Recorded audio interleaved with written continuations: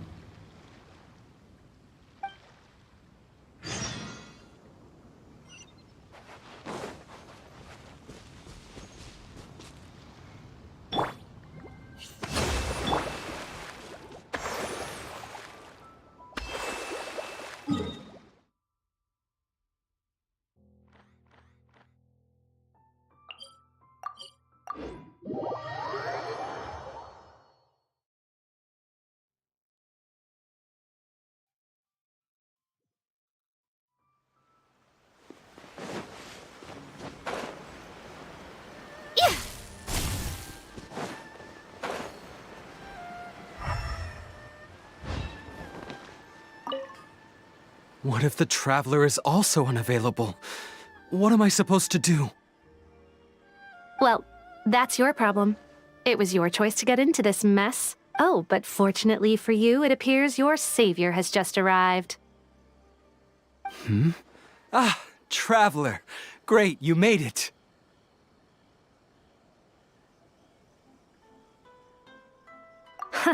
Well, it's not like you were ever really busy to begin with. Sango, compared to the Traveler, you're the one who has too much free time. No, I'm very busy. I'm busy standing here. Even if it's a commission you're unwilling to take, your excuse is just pathetic. Yes, that's why I've asked you to come over.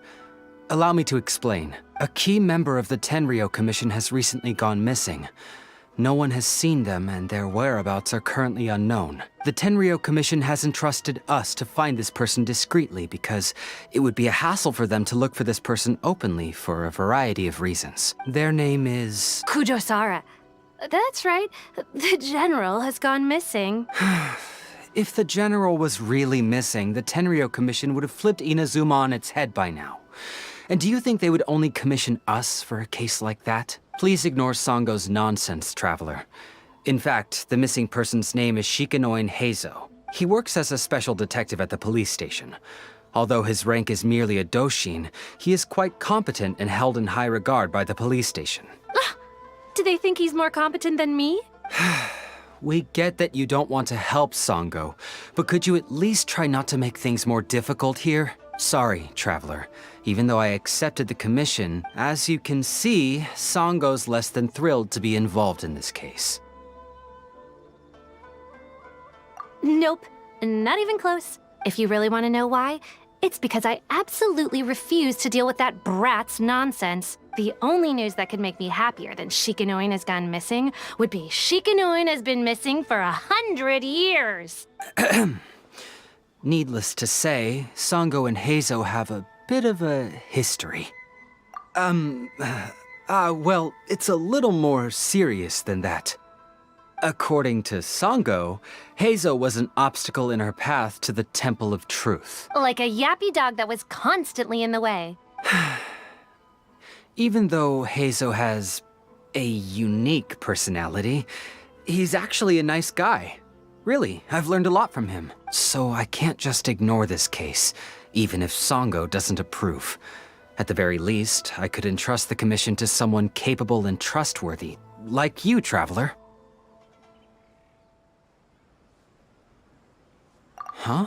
No, it's not like that.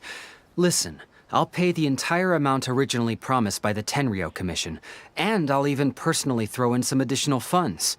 I'm really hoping you can take this commission, Traveler. If Heizou truly is in danger, I know he'll be safer with you by his side.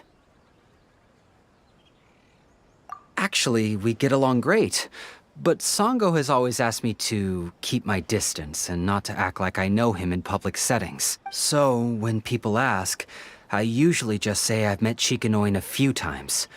If it hadn't been for today's incident, well, let's not get into that. Anyway, could you please help look for him? Well, that's about all I have to tell you. Oh, please take this commission letter from the police station. If you find Heizou, return there and report back to them.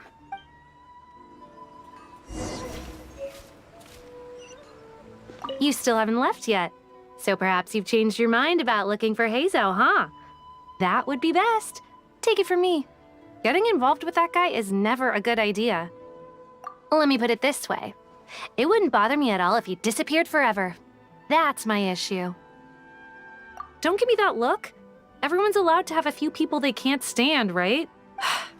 In any case, I guess you should get moving before the Shikanoing causes too much trouble. By the way, if you do happen to come across any signs of a most unfortunate demise, be sure to notify me. It'll bring me great joy.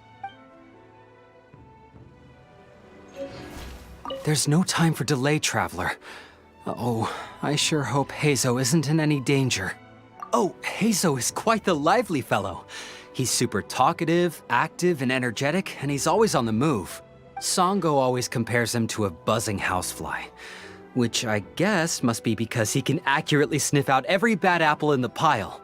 In which case, Heizou isn't just some ordinary housefly, he's like the ace of flies. Even with his nose plugged, eyes blindfolded, and ears covered, Heizou could still pinpoint the bad apples. His skills are amazing. It's almost as if he relies on something other than just his five senses. You know, like a sixth sense. Or maybe it's pure intuition? Or he has divine favor? It's gotta be something like that.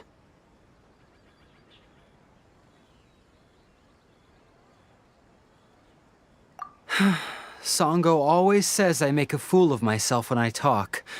I guess she's right.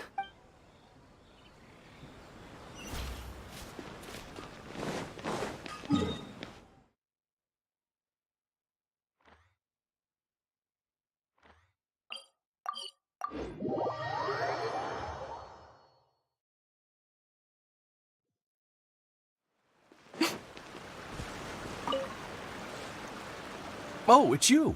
The captain of Swordfish 2? My name is Shibata. I'm in charge of the watch here. May I inquire as to what the captain needs?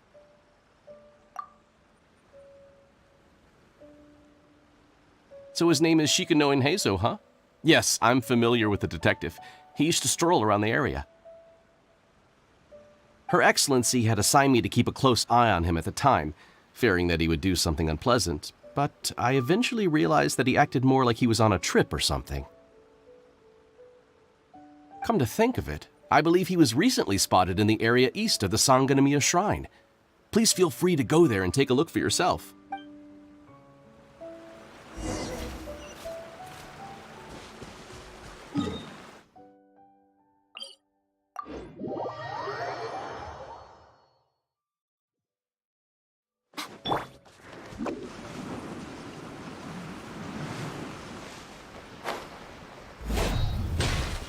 Come on, you guys. I'm nothing but a poor tourist with empty pockets. Please, you can just let me go. Just shut up and stay put.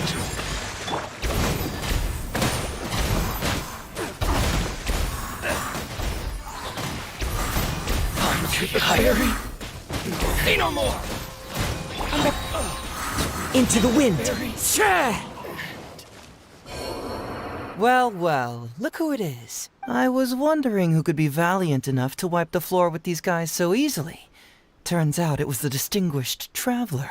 Really, I can't thank you enough. Of course I was aware of you long before you arrived in Inazuma. Though the Sakoku decree managed to keep the country locked up, it wasn't able to stop the incredible stories about you. Every day, all of those little stories would come scurrying over to my desk, like files with little feet. I was actually thinking about going to meet you once I wrapped up the business at hand. Who would have guessed that you'd show up first? I got so excited I nearly forgot to introduce myself. The name's Shikanoin Heizou, Special Detective of the Tenryou Commission. It's a pleasure to meet you, Traveler. I wish you all the best on your journey through Teyvat, by the way. I guess that means I've taken over as the main character in your story today. I've always heard that you take commissions from all kinds of people, helping everyone out with everything you can imagine. So now it's my turn to take your help, huh? Don't mind if I do. That was already obvious to me. It's no coincidence that you've arrived here, because that would be the stuff of an epic novel. The two protagonists of the story both travel to Watatsumi Island by chance and cross paths as if by fate. The traveler from afar heroically rescues the weak and defenseless detective from the clutches of the ruthless Nobushi. Traveler, you are so dreamy. Unfortunately, though, I don't believe in coincidences. So, guessing you came to me on the police station's commission, didn't you? I'm a detective. Can you guess what gave it away?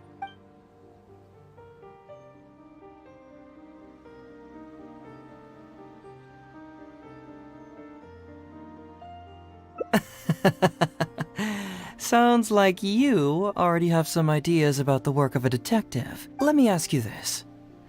What's that your little sidekick is holding? If I'm not mistaken, it's a commission letter from the police station.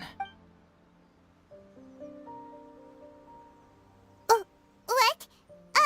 Paimon's just here to take a look. And hey, who are you calling a little sidekick? Paimon was worried he might be in danger, so Paimon came to help. Why are you two staring at Paimon? Is Paimon not supposed to be here? Yeah, I'm also just taking a look. He can look, but you can't. Oh, come on. Don't be like that. After all, this is the first time I've seen a voice. I must admit, I'm most intrigued. Huh? Voice? What are you talking about? A vision is an external magical focus, right? Well, similarly, a voice is an external voice box. I've heard that the Traveler isn't very talkative, but given how chatty you are, you must be his voice, right? That sounds awful! Paimon's not somebody's voice! Paimon's emergency food! Wait! Paimon's so upset she can't think straight! Paimon is Paimon! How dare you give Paimon such a terrible nickname? We came here to rescue you, but you actually opened the cage yourself. You were only pretending to be captured by the Nobushi, weren't you? Pretty suspicious if you ask Paimon. Come out with it, mister. What kind of schemes are you up to? Sheesh. For someone who says they don't want to be a voice, you sure do talk a lot.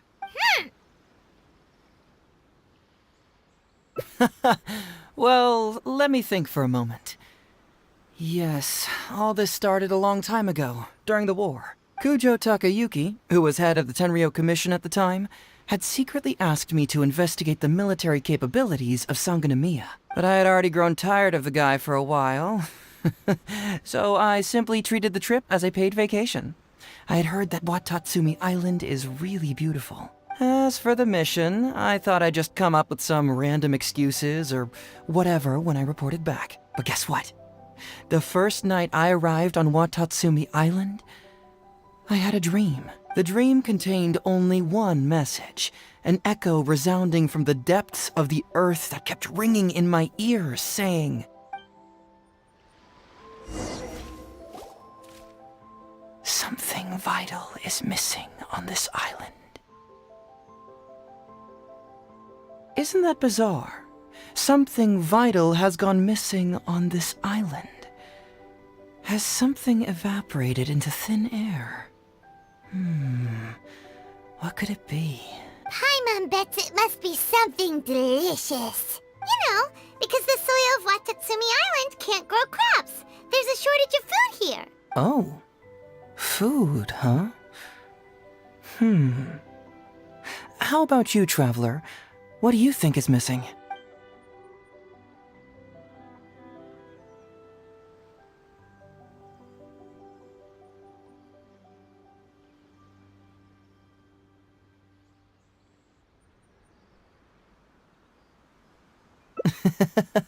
Perhaps Watatsumi Island doesn't value your little partner as much as you do. Well, as long as the Traveler still appreciates Paimon, then that's fine. Interestingly, I didn't have the same dream again after I left this place, so I became even more intrigued. Was this really just some random dream? Some people believe that dreams represent the divine's helping hand, which I suppose is understandable. However, if you ask me, dreams have nothing to do with the gods. Instead, they are flashes of intuition. It was my intuition telling me that there was something important about this island that, poof, suddenly vanished. So I decided to accept this little commission from my intuition and investigate to see if I could come up with any compelling findings. Unfortunately, the investigation has had little progress up to this point. Who knows? I felt there was something peculiar about them, so I pretended to get captured to see if there were any leads that would surface. And that's when you showed up. Nah, don't worry about it. These guys were just a bunch of small fries. Besides, your arrival is much more important to me. I have a feeling you can help me find the answer to my dream. So how would you like to partner up on this one? We can work together to solve the mystery. Yes, of course, I understand. But let me ask one more question. Did the police station say they are looking for me because of something important? Well, then it's probably nothing major. Most likely they're short on staff or something petty like that, and they happen to remember their model employee. So since we're already here, why don't we just solve this puzzle together? Once everything is settled, I'll gladly accompany you back to the police station, or anywhere else you'd like to go. What do you think?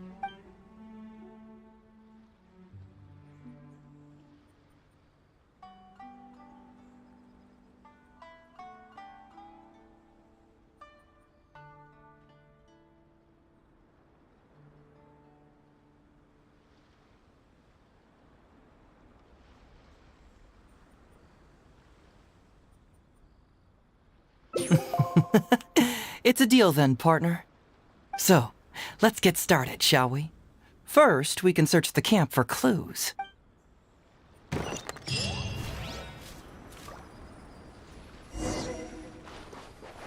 Ooh, what's the shiny thing? Oh, it's a Sango Pearl! Hey, isn't this Crystal Mirror? So, have you found anything? Yes, I've found pretty much the same. And there really are a lot. Aren't these all super expensive? Oh, these must be the valuable things that went missing from the island! That's it! The Nobushi must have stolen them all! I don't know if I'd go that far. The Nobushi would be very hard-pressed to find many opportunities to get their hands on commodities like these. Huh? What do you mean? Did the Nobushi gather all this themselves? No, that's unlikely. Crystal marrow is a rare material for crafting weapons, and Sango pearls are an even more precious commodity. Here's what I think. Due to Watatsumi's poor soil, the island's economy is quite fragile and heavily reliant on the trade of these special resources. So, it's absolutely vital that they keep them under lock and key and well out of the Nobushi's reach. Which means they got lucky with a huge batch like this. My guess is they ambushed a caravan. If we go ask around the Sangonomiya Shrine, we can find out if there have been any recent instances of caravans being plundered. Perfect. I knew you'd be a huge help. Well, duh! The Traveler is Paimon's companion after all.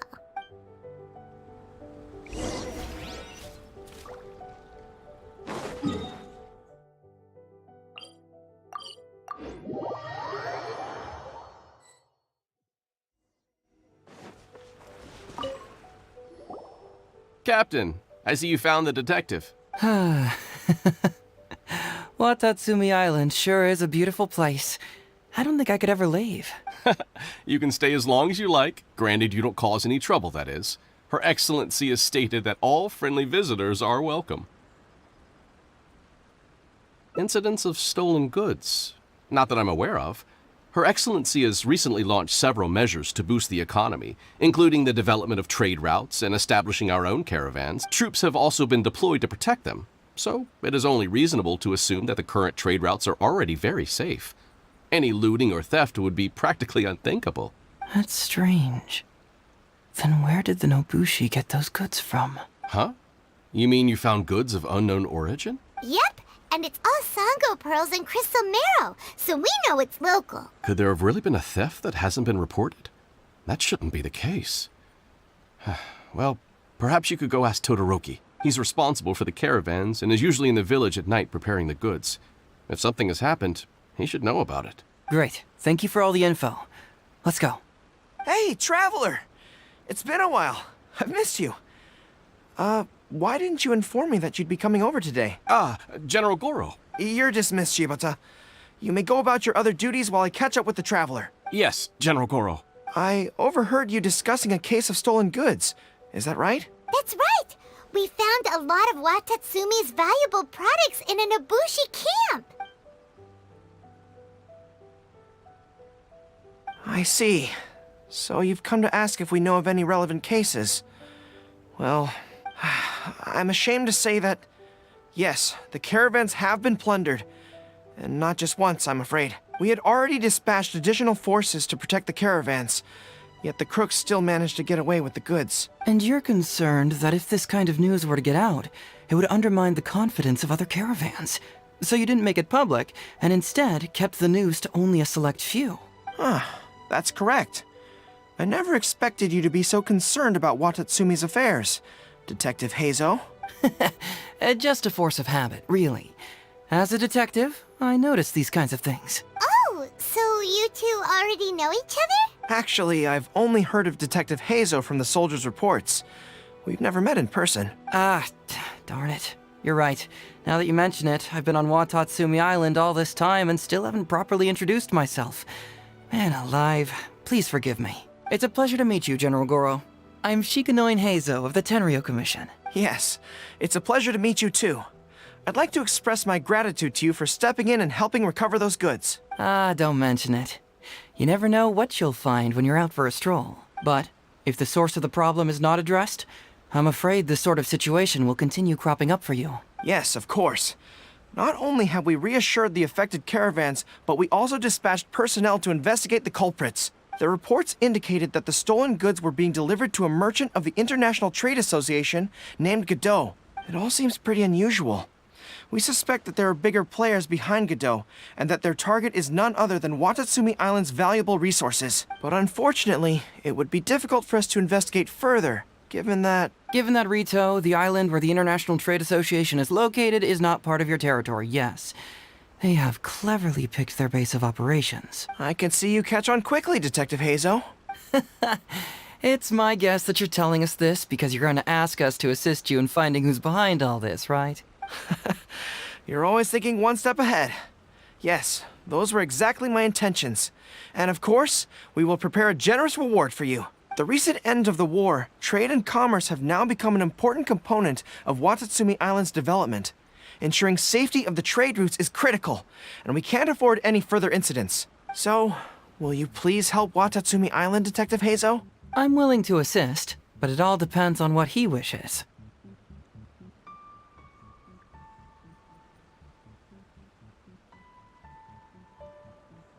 Great! With both Detective Heizou and the Traveler on the case, I'm sure it'll be solved in no time. The situation is now in your capable hands. I look forward to hearing your report when you get back. All right, we'll take care of it. Traveler, let's go discuss where to head from here. Exercise caution when traveling to Rito. If you come across any unexpected dangers, retreat first. Your safety is the priority. You must approach this issue with a long-term strategy in mind.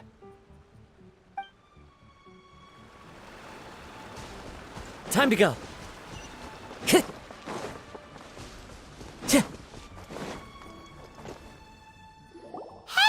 why are we talking way over here? Oh, you're not trying to get away from Goro so he can't overhear us, are you? Very perceptive. Seems even Paimon has her moments. Let me ask you, do you believe in intuition? Huh? Intuition? Where are you going with this? My intuition tells me that General Goro is lying. What? How could you say that? Although he did seem a little on the serious side today, but Goro's a good guy. Good people can be deceptive, too. After all, everyone has their secrets. Well, in my opinion, the timing of his appearance was a little too coincidental. Sangonomiya's soldiers have been keeping an eye on me for the entire time I've been on Watatsumi Island, yet I had never seen General Goro even once. But today he came out and met with us, and even commissioned us to investigate a case. Maybe that's because the Traveler is here today, and Goro thinks he's more capable. Really? Huh. Then that makes things even more peculiar. If there are powerful players behind this case, and he needs to draw upon external support, then he should have taken action sooner rather than wait until today. A more plausible explanation is that the items we discovered are linked with some unspeakable secret, and he had to intervene to prevent us from digging any deeper. Then he put up a smokescreen to mislead us. I surmise that investigating the merchant Godot on Rito will yield no results. Whoa, are you serious? But this is all just a hunch you have, right? Actually, there is another key factor behind my reasoning, though you may not believe me. I sense something special about Goro. Something special? Yes. Whatever is missing on this island, I sense it in him. Whoa! Hold it right there! Are you saying Goro's a thief? As in he took something valuable? It's not that simple. I can't fully explain it. It's just my intuition. Sure, I trust your judgment, but perhaps you're overlooking someone else, the true leader here.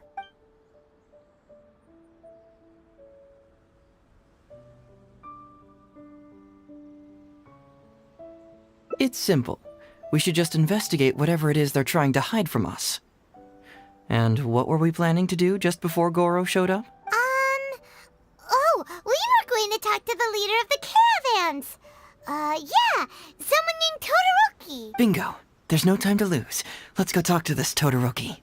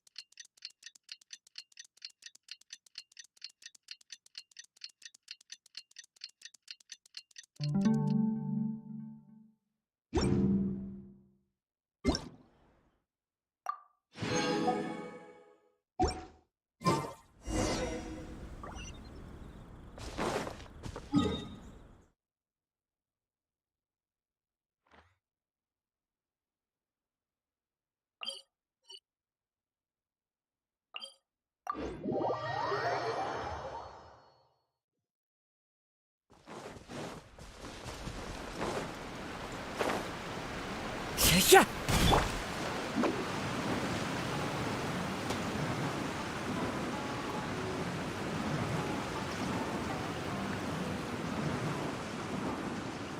I'm out of here. Todoroki, the shipment has arrived and is ready for inspection. Good, let's go. Hey, it's Todoroki. Shh, keep quiet. Let's follow him and see where he leads us.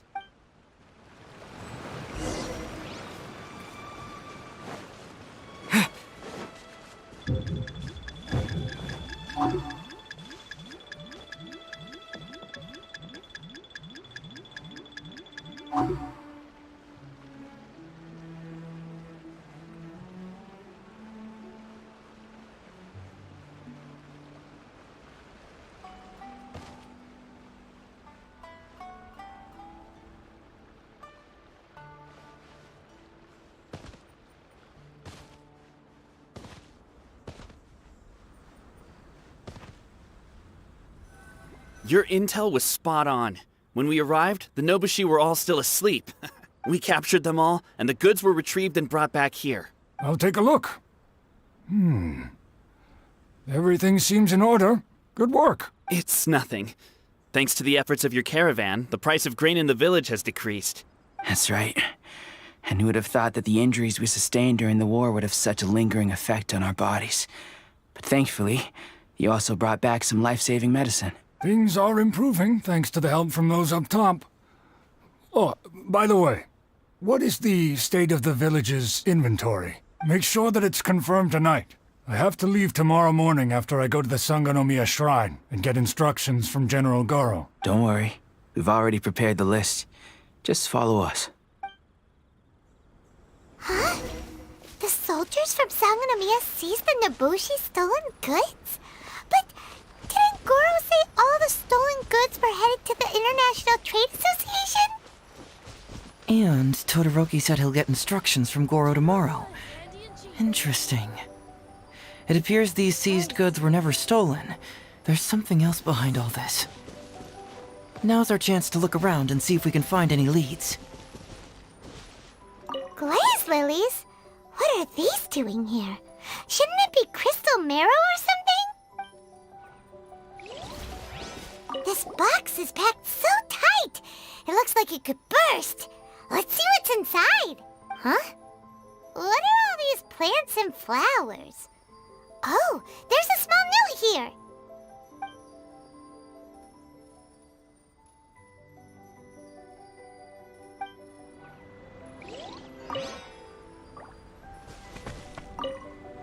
Whoa! Qingxian? Paimon was expecting to find Sango pearls.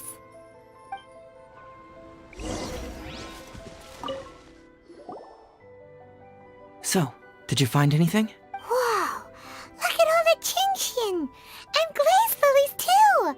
There are also tons of other plants and flowers Paimon doesn't know here. Weird. These are valuable raw ingredients for producing medicine. If these few crates were to be imported from Rito, the price would be jaw-dropping. On top of that, these items seem to lack a tax clearance certificate, meaning that they were most likely smuggled. Yes, very interesting. Now, where did the Nobushi get these goods? How about you? Did you find anything else? Foreign Trade Association? I've never heard of such an organization in Rito. And if it's regarding foreign trade, then smuggling is an even more likely possibility. All right. In which case, I have a rough hypothesis. First, we... Huh? Who goes there? Oh no! We've been spotted! Huh? Wait, Captain? Is that you? Oh, so it's you, Captain. You had me worried there. We almost mistook you for bandits. Captain, do you remember us? During the war, I was in the field hospital with Masashi. Teppei brought you to see us and helped find medicine for us. Hey, come on now. The Captain wouldn't forget. I gotta tell you, Captain, we all miss you. We haven't seen you ever since the end of the war. When we heard that you were coming here, we just assumed you were only going to see General Goro and Her Excellency. The guys are all really hoping to see you. We're fine. You don't have to worry about us, Captain. No, you're not fine. Captain, you may not be aware, but Masashi previously fainted on the front lines. The doctor thought that it might be a neurological condition caused by overstimulated emotions. It's pretty serious. According to the doctor, if it hadn't been for the medication he's been taking, he would have developed dementia. And that was assuming the best case scenario. You're one to talk. Don't forget why I fainted in the first place. It's because I heard that you got yourself killed by an arrow. I couldn't handle all the emotion. Later, I found out that he'd been shot in the buttocks and it was only a mild injury. I had an emotional breakdown for nothing. What do you mean for nothing? I got shot not by one, but 2 arrows in a row. The first arrow was to the left cheek, and the second arrow was also to the left. And because the arrows were poisonous, the wound still hasn't completely healed yet. I have to apply ointment every day, and I'm constantly worried it might reopen while I sleep. Look on the bright side. At least we're still alive. Yeah, I suppose you're right. But enough about us. What brings you here, Captain? These goods are all seized from the hands of Nobushi and treasure hoarders. Todoroki was the one who provided us with the intel. He mentioned there were bandits here and there, so we went and took care of them while also confiscating the goods. By the way, Captain, you still haven't met Todoroki, have you? He's the one we're working for now. Her Excellency recently announced plans to stimulate the economy and created the caravans, with Todoroki at the helm. Yeah, he's proven to be quite capable. Even though he was just a farmer before, he's now successfully running the caravans. And his 2 sons are also our brothers in arms. Both received a special medal of honor from General Goro, which is quite remarkable, don't you think? So, as injured veterans, we've been reassigned to Todoroki. He's the one who gives us orders and pays our salaries now. What do they call that again? It's called changing careers, dummy. Ah, right. Changing careers. Anyway, I think the whole caravan thing is wonderful. Our region wasn't very prosperous to begin with, and the land can't grow any crops. We have to pay a hefty price just to get basic food from outside. I can't even imagine trying to maintain and feed an army like we did during the war. I see. I think I understand the general situation now. May I ask where the apprehended criminals are? Oh, and you are? Ah, I see. The captain's friend. It should be okay to tell you then. We apprehended all the culprits and escorted them to a temporary location not far from here. Unfortunately, Masashi and I have other duties tonight and won't be able to take you there. Why don't you wait for a moment and I'll find someone else to show you the way. I'm pretty sure I've already got a grasp on what's going on. All I need now is to confirm it with the apprehended bandits. Let's go. Are you still a little confused? Let me help connect the dots. This whole thing was actually quite similar to a case I once worked on previously. It was a case involving the trade of prohibited items, and they employed an old trick to execute the deal. The culprit would first go strolling down the street until they knocked over a pedestrian on purpose. Sir, please forgive us, sir. We are nothing more than petty thieves. Sir, what do I look like? A commissioner? Does my friend here look like a commissioner to you? Officer. First, I'm gonna need to ask you a few questions. Sure. Go ahead, ask anything. The soldiers discovered many valuable goods in your camp. The goods don't appear to be from around here, so the question is, where did they come from? Oh, the goods? Right, we picked them up at the beach. You picked them up? Well, no, we, actually stole them. Be honest now. Tell me the whole story. Yes, sir. I mean, officer. We took those goods from a small merchant ship just off the beach, but we didn't exactly steal them. You see, the ship's guards all took off running the moment they saw us. They abandoned the goods, and we simply came and picked them up. But next thing we know, a group of soldiers arrives, and we're all apprehended. Talk about bad luck. We didn't even have a chance to stash away the goods before we got caught. You say that the merchant ship's guards fled without putting up a fight.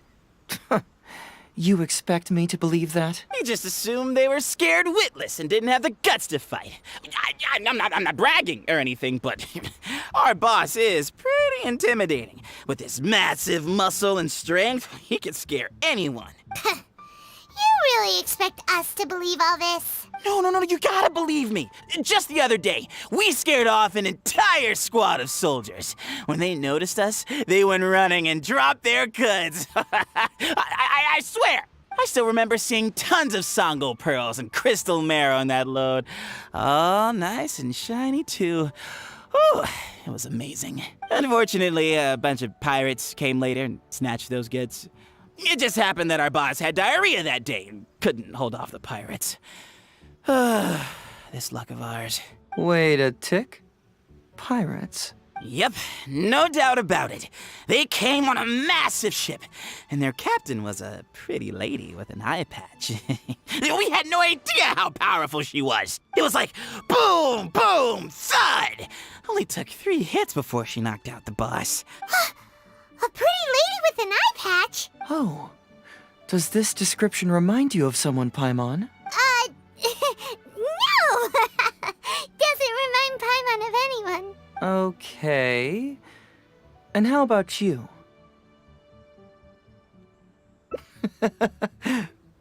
Really? Okay, I'll take that as a no, then.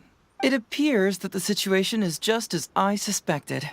Todoroki is striking a shady deal with a group of pirates, while General Goro appears to be assisting with the cover-up. What? How could that be? Todoroki said that he'd be going to Sangonomiya early tomorrow morning to get Goro's instructions before the caravan leaves. Now is the time to address any doubts you may have. Tomorrow morning will be our moment to confront them. Hopefully, my final question will be answered then as well. The question of what important thing this island is missing. I can feel some connection to the question in Goro, Todoroki, and even to Kuda and Masashi. Hopefully, we'll finally have an answer tomorrow. Let's get some rest. I'll see you at Sangonomiya tomorrow morning.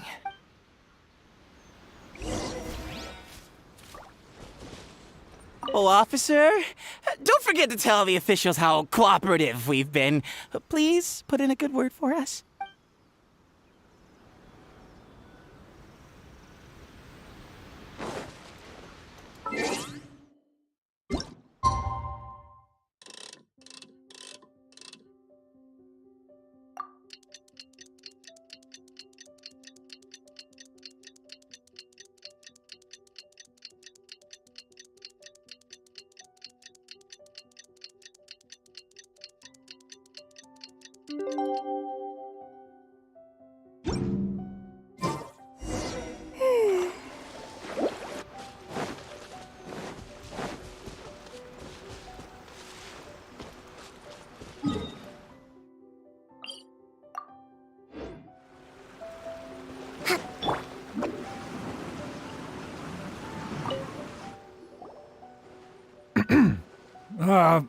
Who are you? Hello, Todoroki.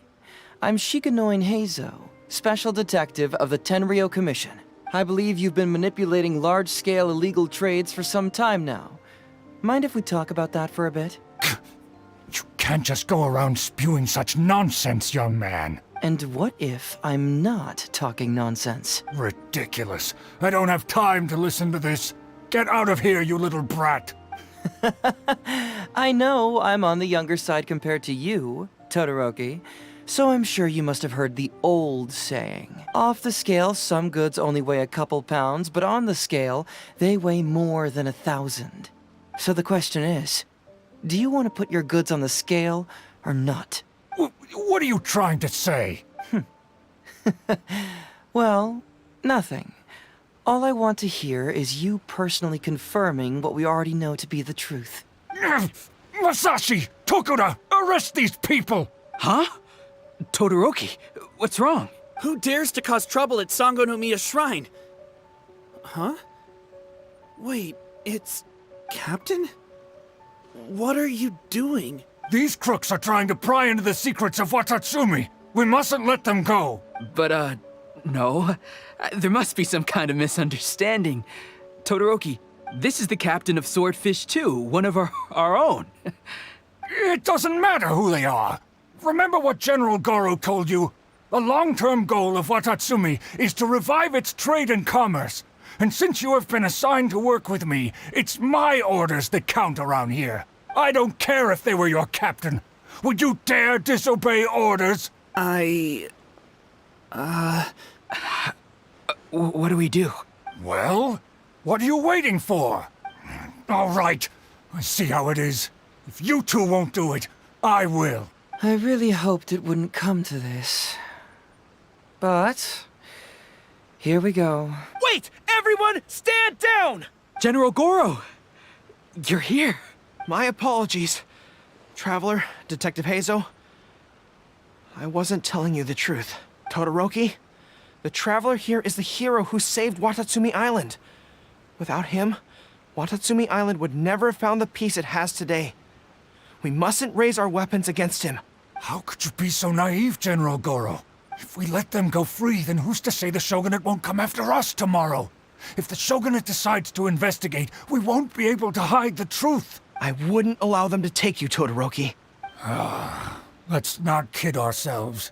If going to jail could solve the problem, I would go and turn myself into the Tenryou Commission right now. The question is, what are we going to do with the goods? Will you be able to keep them? Not to mention the chance of astronomical fines. Can you afford that? Goro, we both know that Watatsumi Island is a barren land. Plant 100 radishes here and maybe only 3 would grow. And those 3 combined would still be smaller than just 1 carrot imported from elsewhere. You can't grow food or medicinal herbs here, and if we buy them from Rito, we pay exorbitant taxes. My eldest son died fighting on the battlefield. But do you know how my second son died? He died because there was no medicine to treat him. You awarded both of them medals of honor. But did that save their lives? Can medals heal Tokura and Masashi's wounds? No. It was the medicine that I got that saved their lives. If we detain them today, the Shogunate will never know what we've done. Besides, we're only a few months away now. We will set them free once the new bill is passed in just a few months, and everything will be okay. None of what happened here will be mentioned again, and life on Watatsumi Island will continue to improve. I understand, Todoroki, but they won't... I can trust the Traveler won't, but the detective here is a Tenryo commission officer. Forget it. You're the general. I'm just a radish farmer. It's a new commodity tax bill currently being drafted by the Kanjo Commission. The bill exempts taxes on goods that are in short supply on Watatsumi Island. Once the bill's introduced, we'll be able to buy commodities that we need from regular marketplaces. Oh, I see. Man alive. I wish I had known sooner. In that case, how about we put your fears at ease and I'll stick around here a little longer. You know, until the bill is introduced. Huh? Detective Heizou, are you saying that... You mean you're willing to stay here, young man? Come on, you two. What's with the strange looks? You've been keeping me under close surveillance, haven't you? Surely you must have noticed that aside from being a detective, I'm also an ordinary tourist who likes to enjoy good scenery. I believe that after the new commodity bill is passed, there will be more and more traffic between the two sides, and more people will be coming to visit Watatsumi Island. I have to take the opportunity now and enjoy this place while I still have it all to myself. Before long, tourists will start pouring in. Thank you, Detective Heizou. On behalf of the people of Watatsumi. My pleasure. But one good turn deserves another, does it not? Oh, you mean there's something you wish to request? I suppose you could say I'm from the Shogunate, but the traveler next to me isn't. As far as I know, he's planning to visit other nations soon, and it is unclear if he will return to Narukami Island or not. Therefore, there's no need to limit his freedom, right? I'm sure no one else will hear of what happened today. Am I right, traveler?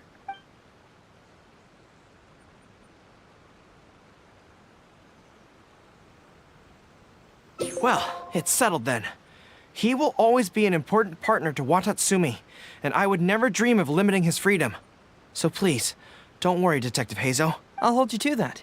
But if I ever find out you've lied to me again, there's a chance I'll lose my cool. I'm sorry for not telling you the truth earlier. It's a serious matter, and I didn't want outside parties to become involved. But today, I realized my poor judgment. How could I possibly hide anything from Detective Heizou and the Traveler? I'm glad you understand now. But, in all honesty, I'm the one who should be thanking you. It's because of you that I was finally able to reach an answer. After all, nothing makes a detective happier than putting a case to rest. Ah, I understand now. You really are an interesting person, Detective Heizou. No, I'm afraid you don't quite get what I mean. I'm sorry? Wait! Paimon gets this one! It's the answer to your question, right? The one about the thing you sensed coming from Goro and the others. Now you figured it out! What? The thing you sensed coming from me? But I always have excellent personal hygiene. No, not like that. Hey, traveler, could I talk to you for a moment? Besides, I haven't had a chance to thank you yet.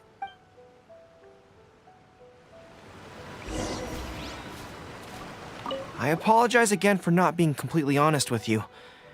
I truly am sorry, but I had to do it. Ah, yes, Her Excellency. Well, let's just say that the war brought many terrible things while also forcing us to learn a lot.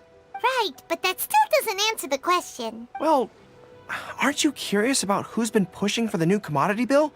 It certainly isn't the Kanjo Commission, because it doesn't immediately benefit them. And we don't have any connections there. Yeah, it's kinda as if the gods suddenly appeared to offer you a divine hand. Yeah, the gods. I was invited to attend the Iridori Festival on Narukami Island with Her Excellency a while back. At the festival, I waited in the marketplace while Her Excellency...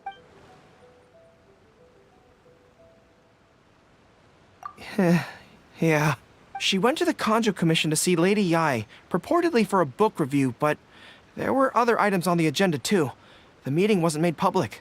Following her return, we began our attempts at boosting commercial activity, and it wasn't long before there was a push for a new commodity bill on Narukami Island. So, what do you make of it? Do you think Her Excellency knows about this?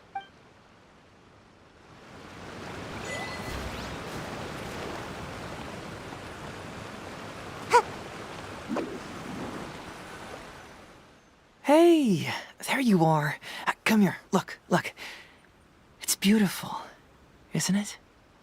Watatsumi Island. It's remarkable how such a barren land can give life to such wonderful and stunning scenery. To be honest, I am grateful to you for this trip. Before you arrived, I was running around like a headless chicken. Even if I happened to find out what was going on here, I wouldn't have been able to uncover any concrete information without you present. I'm just sorry that I promised I'd accompany you back. It appears that I won't be able to do so for the time being. So please, cover for me in the meantime, okay? It's all in the past now. Let's just chalk it up as an intriguing experience I had on my trip here. Besides, that's not what I wanted to investigate anyway. Yes. Everyone you led me to and everything they said brought me closer to the answer. And now I finally get it. Watatsumi Island is an ancient land where the soil is poor and many crops do not grow because it's lacking a certain thing. But what the inhabitants of this land do have is bravery. They were courageous enough to stand up and resist the gods and accomplish what they knew could not be done. This is yet another instance in which that certain thing shines. That missing element. That certain thing is what I sensed present in Goro, Todoroki, Tokuda, and Masashi, which is the true vitality of this land. I guess I was mistaken when I declared that something was missing. That something from this island had evaporated into thin air. Because even something that evaporates is not gone. It's still there, just in a different state of being. When water is heated by fire, it evaporates and eventually finds its place in the sky. Similarly, when the land was harmed, its vitality evaporated and eventually found its place among the inhabitants. This is the final answer I've been searching for. Anyway, thanks again. You know, even though we just met, I wish you could be my partner all the time. Call me Grady, I guess. But, of course, I know that's impossible. You have your own journey to complete. So I'll just keep doing what I can. Hopefully keeping my memories from evaporating safe and sound in my mind. That way, I'll always be able to remember these beautiful things. The beauty of Watatsumi Island. The people who are full of life and vitality. And you two, who are by my side.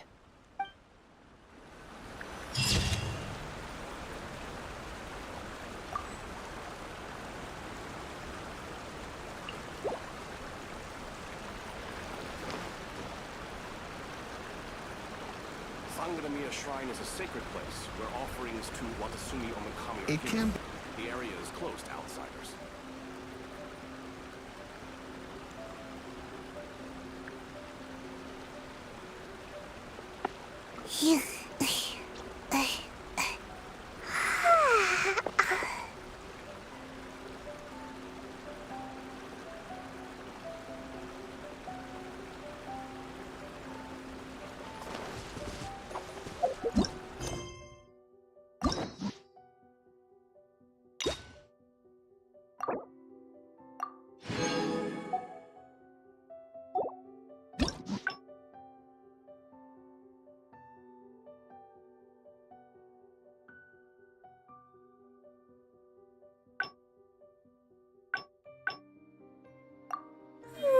Surely I should be due a growth spurt by now.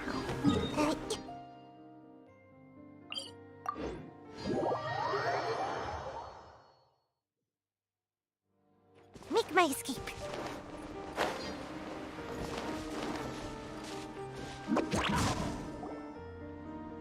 Something vital is missing on this island. Isn't that bizarre? Paimon bets it must be something delicious. Oh.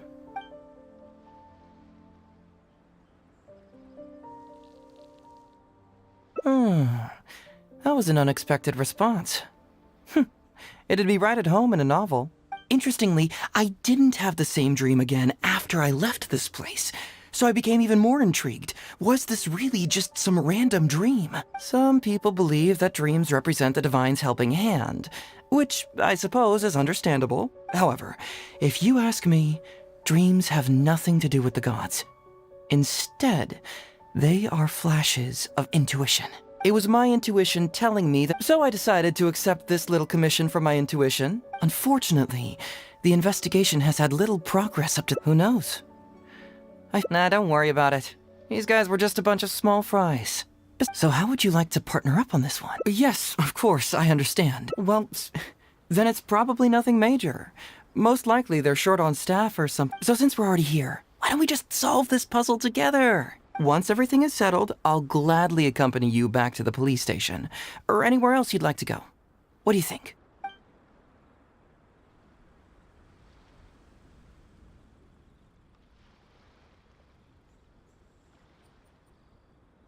Someone concerned about my safety? Then it must be Ryuji, right? I suppose if you insist. All right, I'll accompany you back to the police station first. We can discuss the issue of Watatsumi Island later.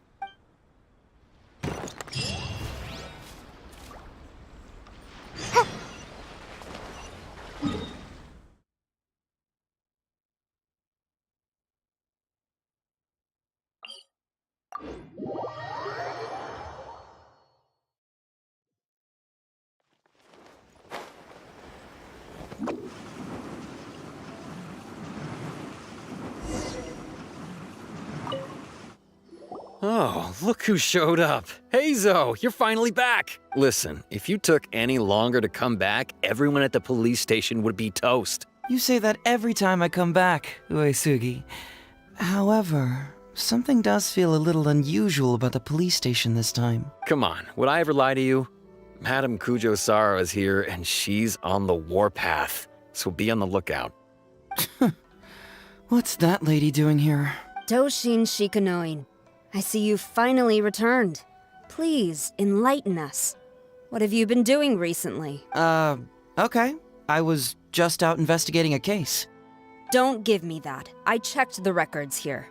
You didn't take any cases. Actually, it's a case of personal relevance to me. These two can attest to that. Traveler? Paimon, what are you two doing here? We're the ones who brought Heizou back. Brought him back? Can someone please explain?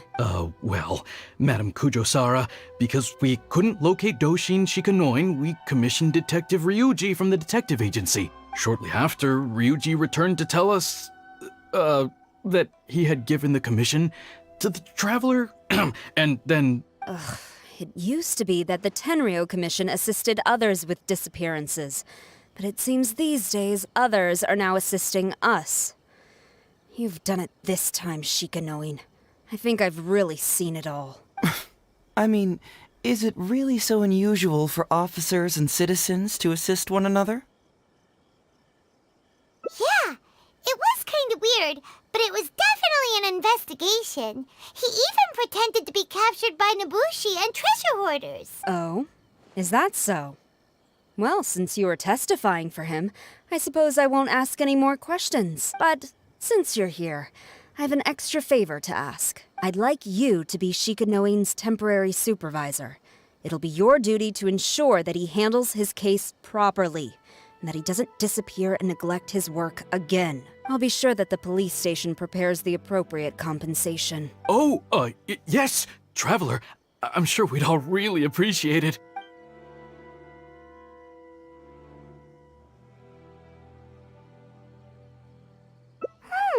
Heizou seems to be happy with the idea.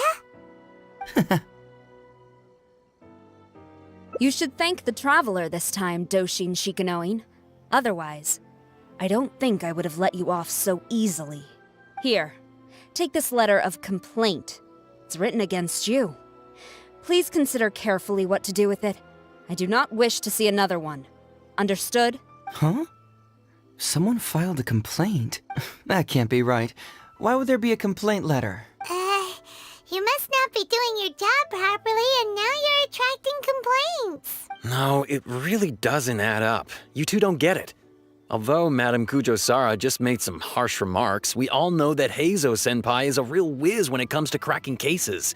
He's the biggest asset in our team. Several leaders have risen through the ranks as a result of his achievements. He's definitely no slacker. Then he must have gotten himself into some kind of trouble. Well, let me see what's the deal here. Oh, and since you agreed to be my temporary supervisor, you'll find the desk where new case files are kept right over there. Would you mind helping me check what cases I need to deal with? Of course, but first I have to confirm what's going on, and whether or not the letter's legit. Please, have a look at the case files first.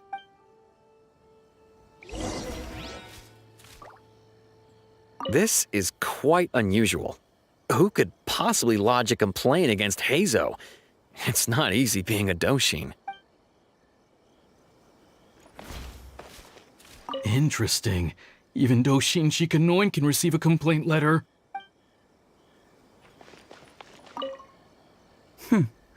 Let's see who's complaining about me here.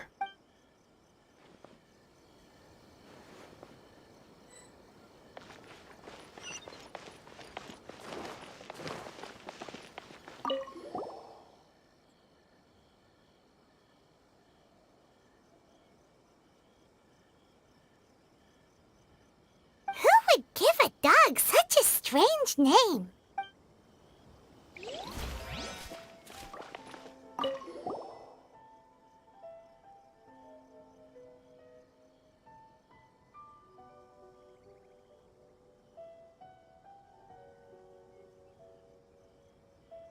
What? Not him again.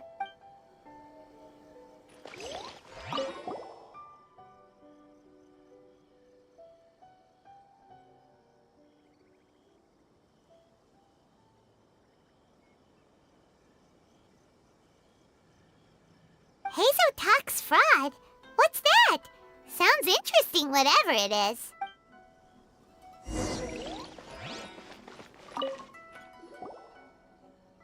So, have you gone through the case files? Is there anything that caught your eye?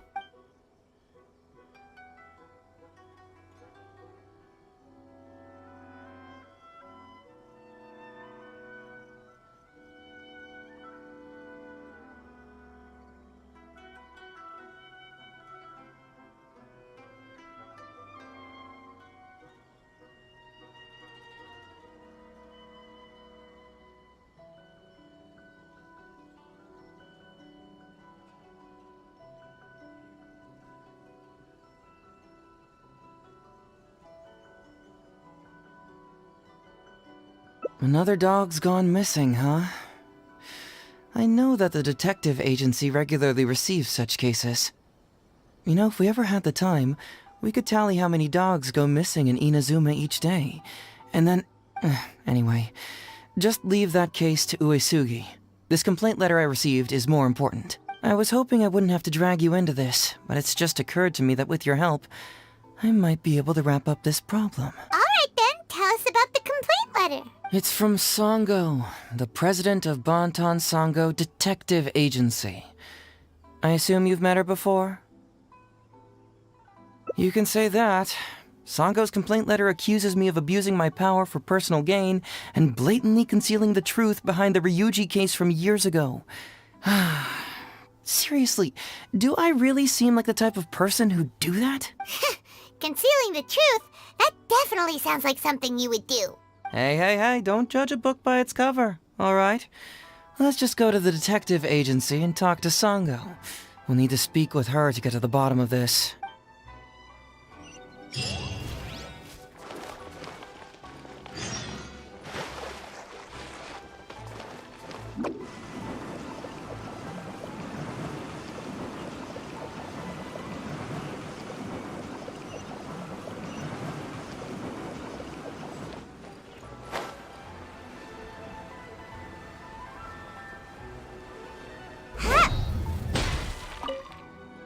Welcome back, Mr. Heizou. I'm glad you're all right.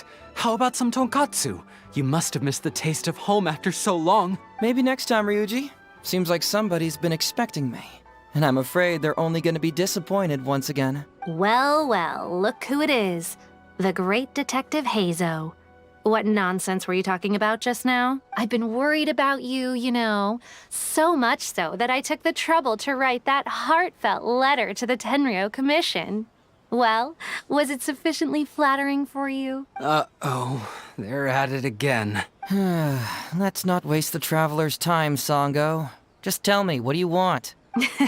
Fine by me. My request is simple. Disclose all the details of the Ryuji case. It's time you stop hiding the truth and let me investigate it thoroughly. First of all, that case has already been solved. Second, I've disclosed everything the police station has on the case. And third... Enough! You can only fool Ryuji with that. If you don't want to cooperate, I can assure you that I will write more letters to the headquarters of the Tenryou Commission. I will not give up on this case. Wait, hold on. Can someone please explain what's going on here? Paimon doesn't have a clue what you two are talking about. All right, let me explain. Several years ago, a terrible murder took place in the police station. I was still working at the Tenryou Commission then, and the victim was actually my dear boss. Due to various factors, I was deemed to be the top suspect, which is why it's called the Ryuji case. Also, Heizou wasn't a part of the police station back then. He was a detective at the agency, which at the time was called the Bonton Sango and Heizou Detective Agency. Huh? That's crazy! But, wait. Then why did Heizou leave? After the incident, I was quickly convicted and sent to prison. Fortunately, Sango then promptly proved my innocence and caught the real murderer. But that murderer was actually just a dummy to throw us off. Am I right, Detective Shikanoin?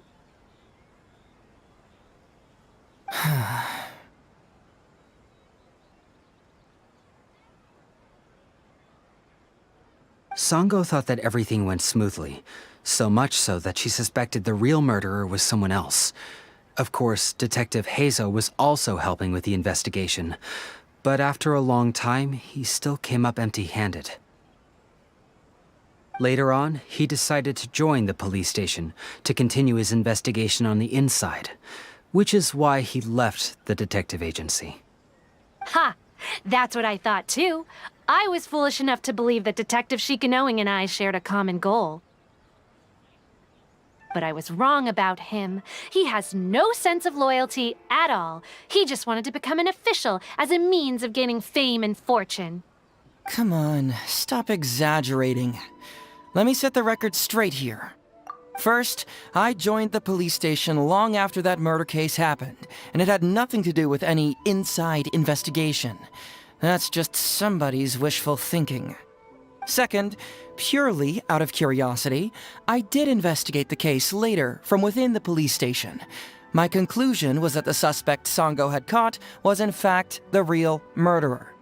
And lastly, when Sango didn't buy my conclusion and asked me to disclose all related case files from the police station, I did exactly as she asked. I didn't hide anything. He's lying right through his teeth. That's it. I want this to end once and for all. Since the Traveler's my supervisor today, they have complete access to all the police station's files. If he's willing to help re-examine the case and arrives at the same conclusion that I did, then you won't have to doubt me anymore. Whoa. Huh? Unless you don't trust the Traveler. Come on, say it. It's not about whether the Traveler's trustworthy. I'm just wondering if you will interfere somehow. The thought never even crossed my mind. You have to swear that you will not mislead the Traveler by any means, and let him investigate the truth on his own. No problem. Cross my heart, hope to die. Well, Traveler, are you willing to help me with this? Will you agree to re-examine the Ryuji case and find the truth? You can bill me later for however much you'd like as compensation. Sango, really?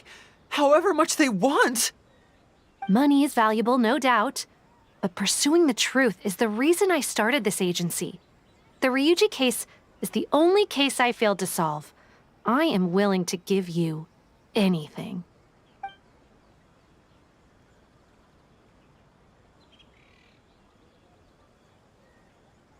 All right. I'm counting on you, Traveler. You hear that, Detective Shikanoin? Ha! Now we just need to wait and see.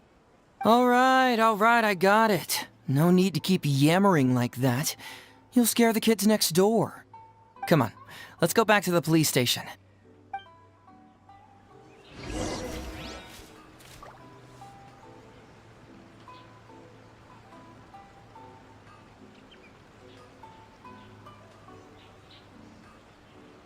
Seems like I should have just stayed in bed today.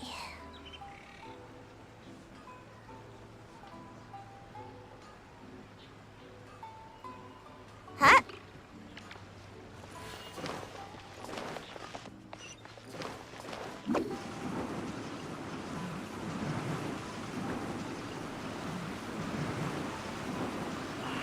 Should I report this to my superiors? Can't catch me!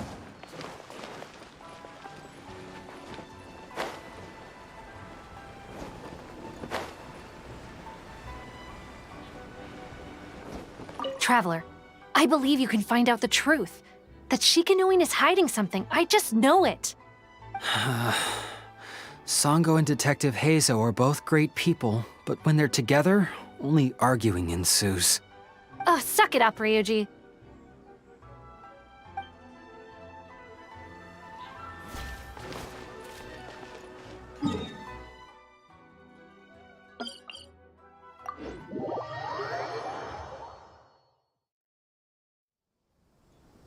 Make my escape.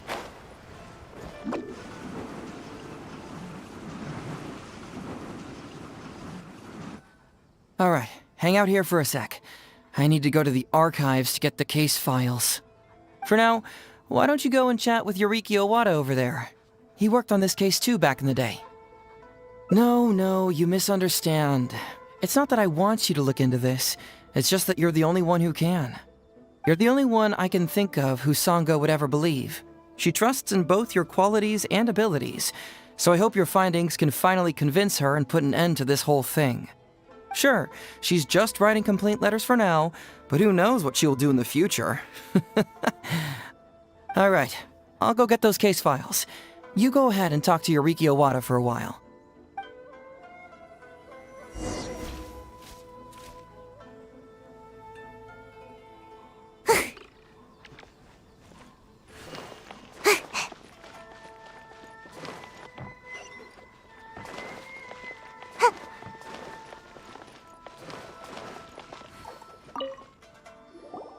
Oh, hello there.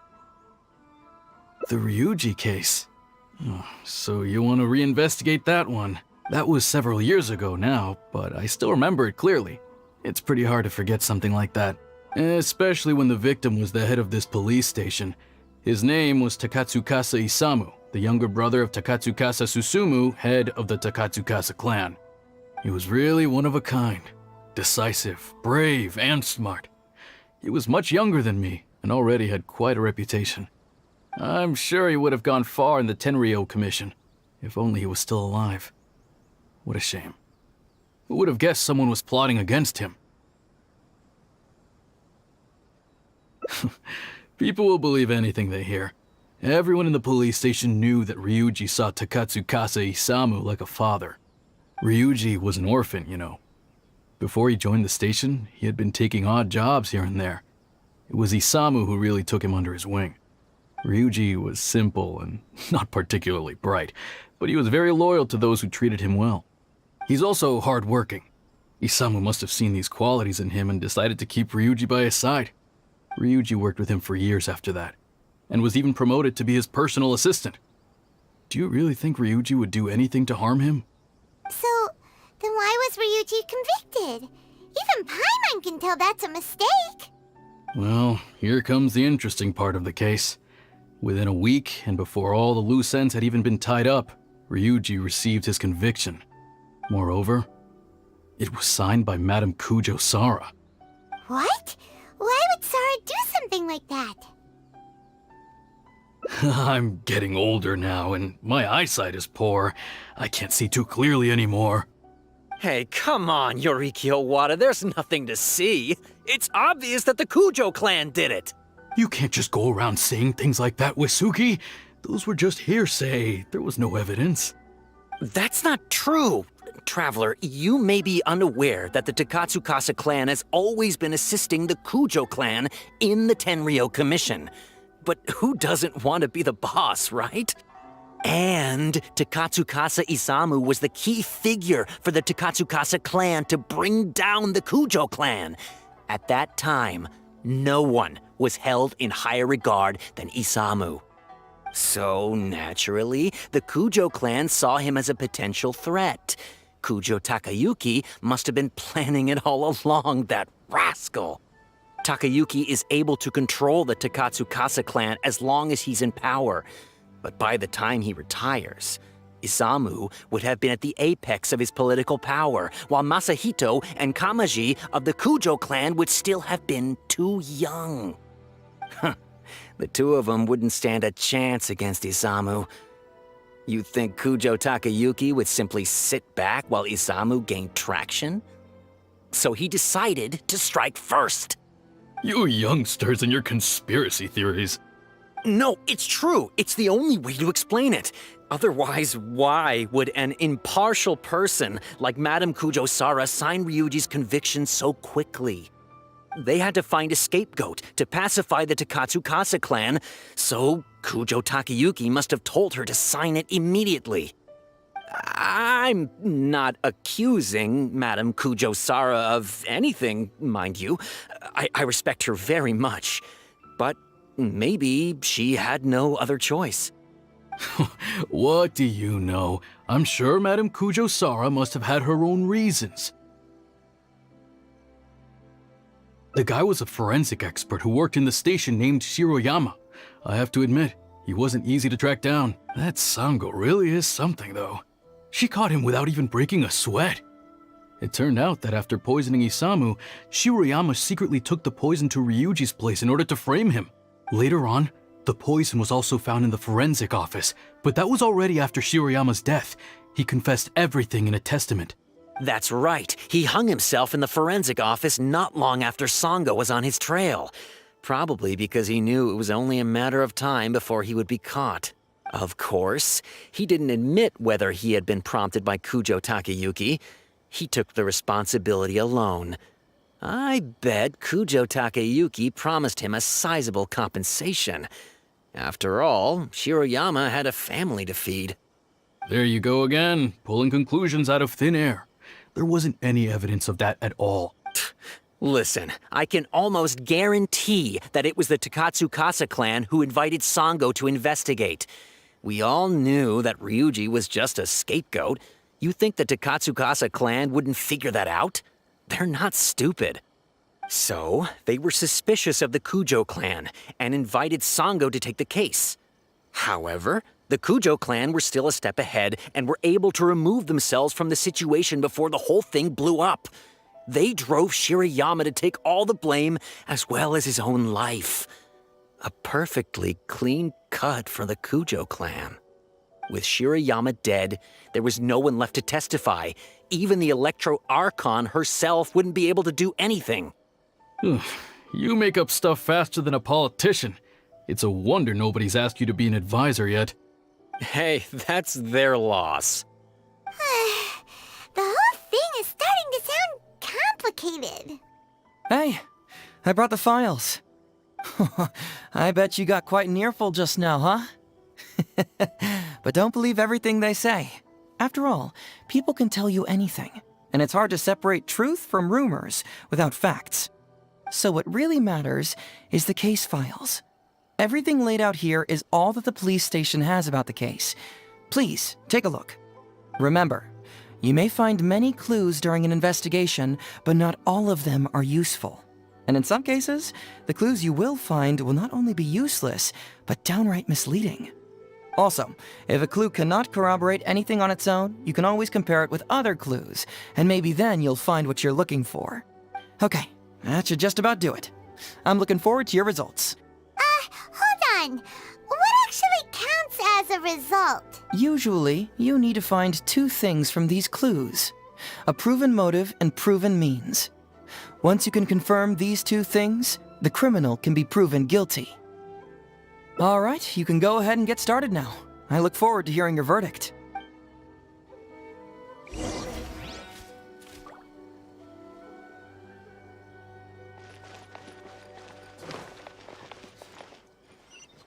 Make my escape. Hey, Traveler. Investigating a case isn't so easy, is it? Don't worry. I'll tell you all you need to know. Huh, Sango? The Takatsukasa clan really hired an amazing detective, didn't they? She comes to the station to submit applications every now and then, and has been constantly requesting to reinvestigate the Ryuji case. But Heizou has always prevented her from doing so. I really didn't expect that she'd go as far as writing a complaint letter, though. Phew, she's relentless. As for why Heizou-senpai has been keeping her away from the case, I think he's afraid that Sango would be putting herself in danger. After all, we're talking about the murder of an important man.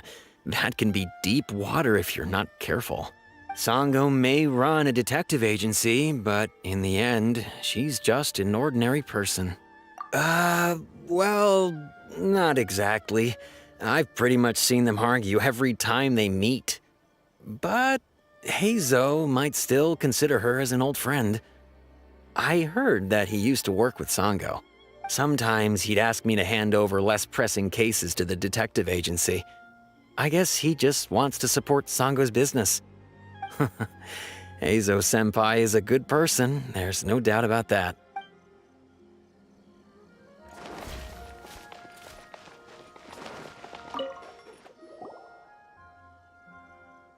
So, what did you find? Have you come to a conclusion? Sure. Let me know once you've made some progress.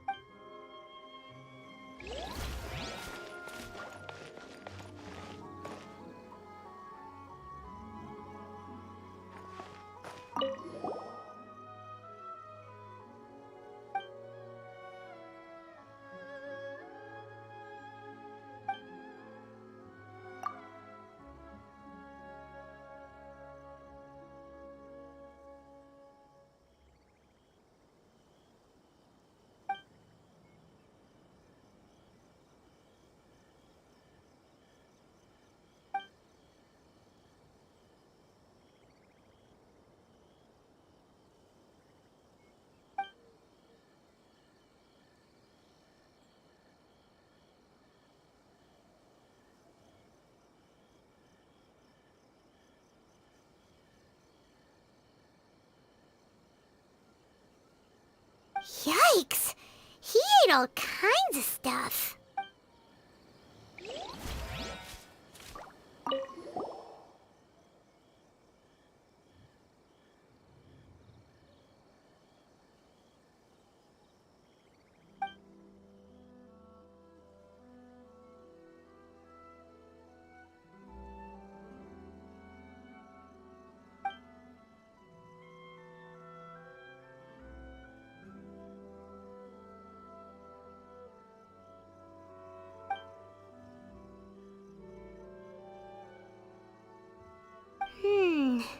Come to think of it, Shiroyama was a forensic doctor.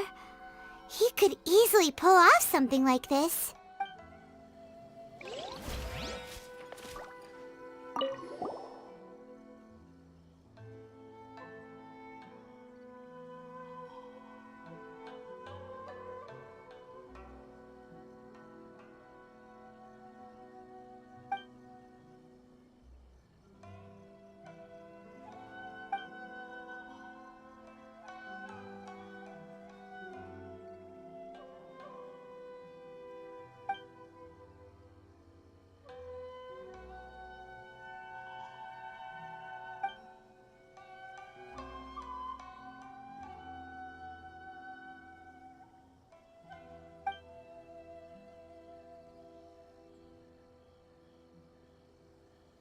Tsukasa Isamu seems like a thoughtful person, but something about the tone sounds weird.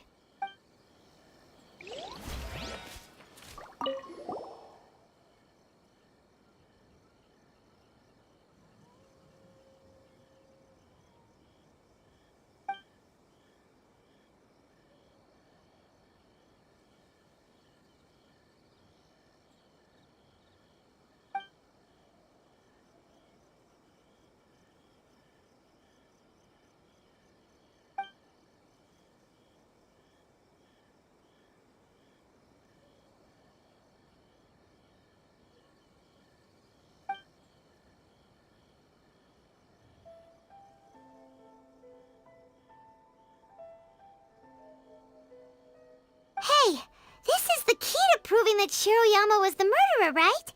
That is, if he was telling the truth, of course.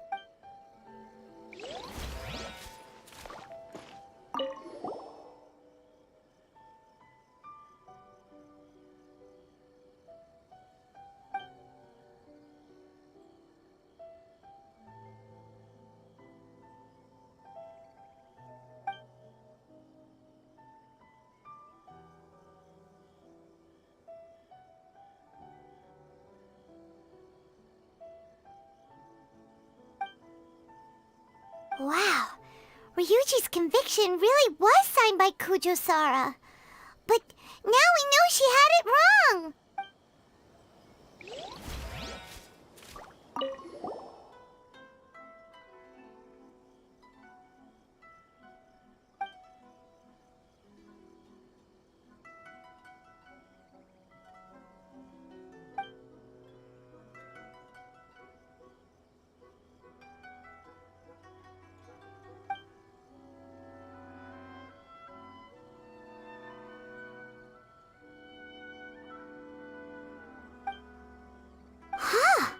So Shiroyama's conviction was also signed by Kujo-Sara, just like Ryuji's.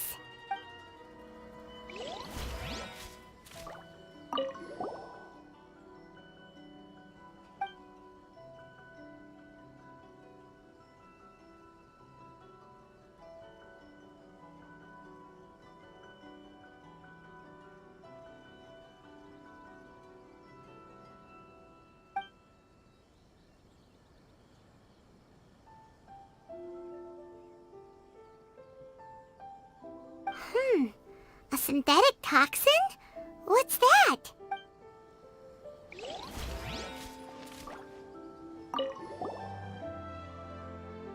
Huh?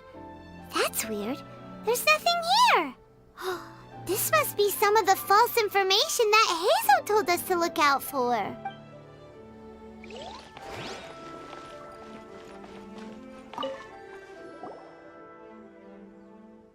So, what did you find? Have you come to a conclusion?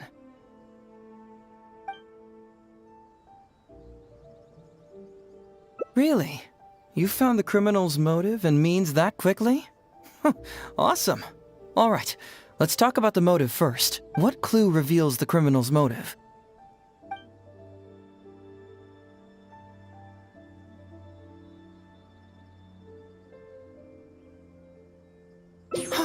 Excellent work. According to the victim's message, the two had deep conflicts. Although we cannot confirm whether the poison had been requested by the victim or not, it is true that Isamu used Shiroyama's family to blackmail him. Such circumstances could be enough motive for Shiroyama to commit the crime. But wasn't Takatsukasa Isamu good to Shiroyama? He even went to Shiroyama's house to bring health supplements. But maybe he didn't really bring health supplements. Maybe it was something bad. Is that what you think, Paimon? Well, we later found out that what Takatsukasa Isamu sent to Shiroyama's house was indeed health supplements. But if you consider the circumstances, what he sent wasn't important. What was important is that sending the supplements was actually a dangerous signal. Isamu was essentially implying, I can put anything in your wife's supplements at any time. If you really care about her safety, then get me what I want. So scary! Your assumption sounds like a real threat! You're not really that dark inside, are you? You don't really catch criminals by standing in the light, do you? Basically, these two clues work to verify each other, and the murderer's motive is confirmed. Now, all that's left is the means of the crime.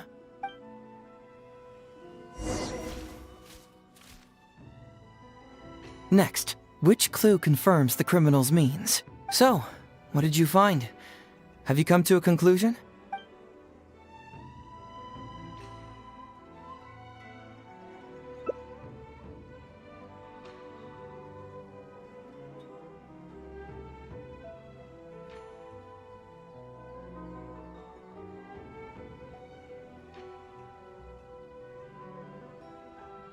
Bingo! The autopsy report confirms that the cause of death was a special toxin. The testament indicates that Shiroyama used his position as a forensic expert to mix the toxin into the cold medicine taken by the deceased. But is that really the truth? Is it not possible that the toxin was mixed into the fish liver paste? Well, according to the toxicology report, this white powder only dissolves in water. Neither rice nor the fish liver paste could be used as a carrier of the toxin. The cold medicine was the only option. Putting the poison elsewhere would not only fail to guarantee a lethal dose, but would also increase the chance of it being noticed by the deceased. Therefore, the means is also confirmed. Add that to the motive for the crime and... Whoa! So the murderer really was Shiroyama! Yep, pretty clear cut, wouldn't you say? Look, I really don't know what Sango is so suspicious about.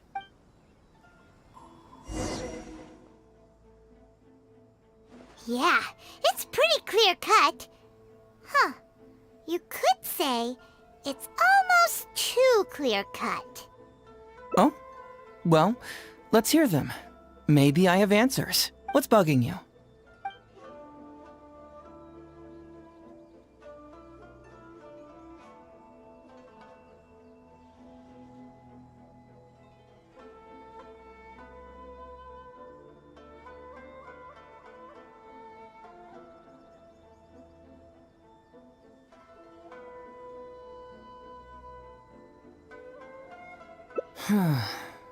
This also puzzles me. Maybe someone doesn't want us being privy to the contents inside, or maybe Shiroyama tore a bunch of pages out by accident. But regardless, this isn't essential to the case. Like I said before, a lot of what comes up in an investigation is irrelevant information. The crucial elements are Shiroyama's motive and means, which we have established.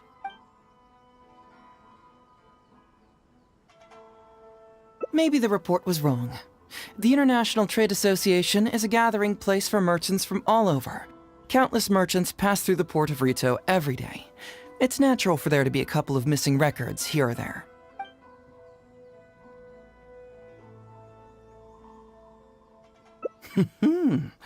Very nice. Top marks for attention to detail. It doesn't have any real bearing on the case, but let me explain how that works for you. So, why would Madame Kujo-Sara sign one conviction sentencing Ryuji to temporary incarceration awaiting trial, and another conviction sentencing Shiroyama to death? You may have heard some rumors back at the station that when this case first came up, the Kujo clan higher-ups were in dire need of a scapegoat to keep the Takatsukasa clan off their backs.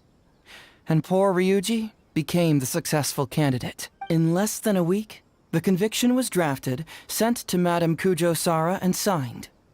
Allegedly, she knew what it was about as soon as she saw it, and signed it with no questions asked. But anyone who buys this story clearly doesn't know that much about Madame Kujo-Sara. She's the most principled person in the entire Tenryou Commission, for goodness sake. So, how would she respond to a case filled with unanswered questions and no confession from the suspect? Oh, you mean... Exactly. Before she signed it, she changed Ryuji's conviction from the death sentence to temporary incarceration. Ryuji escaped a disastrous fate without ever realizing it. Had Madame Kujo-Sara not changed his sentence, Sango would have been seeking justice for a dead man. Why was Sara so lenient with Ryuji?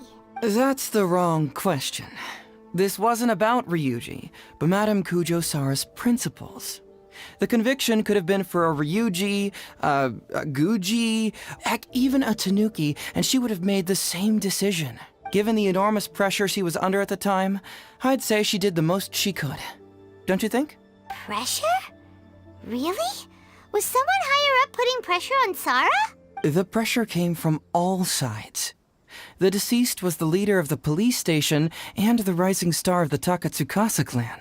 All eyes were on this case. How this became reduced to the unimaginative rumor that Madame Kujo-Sara convicted Ryuji under pressure from her superiors, I have no idea. Ugh. Rumors here, conspiracy theories there. Lies at every turn. Fortunately, Madame Kujo-Sara works in an open and transparent manner and pays no heed to rumors like this. She just rolls her eyes and forgets all about them. Just because she has never publicly clarified the truth doesn't mean she was hiding anything. So when I asked her about it, saying it was relevant to a case I was working on, she just told me how it was. Believe me, in this case, more than any other, I have checked every last detail. Well, I've answered all your lingering questions, and you've checked all the material the police station has, so what do you think? Case closed? Paimon still feels like something doesn't add up. But then again, Heizou did give us all the files the police station had. Ugh, this is annoying. I don't follow. Enlighten me.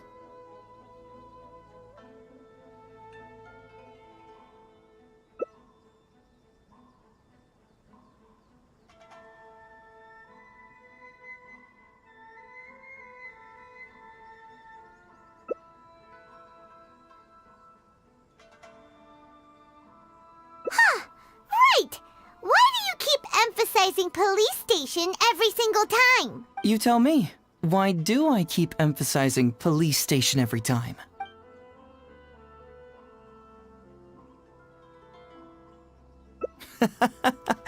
So we're finally here, huh? I was starting to think our investigation was about to end a little early. That would have been a real shame. Man alive, you finally saw through my little game. You're absolutely right. There is other information that the police station doesn't have. Reason being? It's my own evidence. And this evidence should help answer a couple of your questions more clearly. Why was the research log from the Office of Forensic Science blank? And where did the white powder come from? Aha! Paimon knew you were keeping secrets! Don't you have secrets too? No. Nope. Definitely not. Let's talk somewhere else. This isn't the best place for this discussion.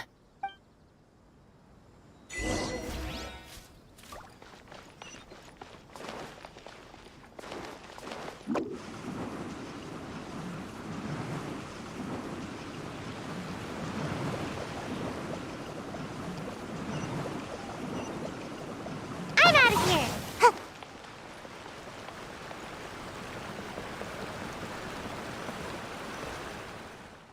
This is a quiet spot. Let's talk here. All right. Here's the secret I've been keeping all along. The torn out pages from the research log of the Office of Forensic Science. Great!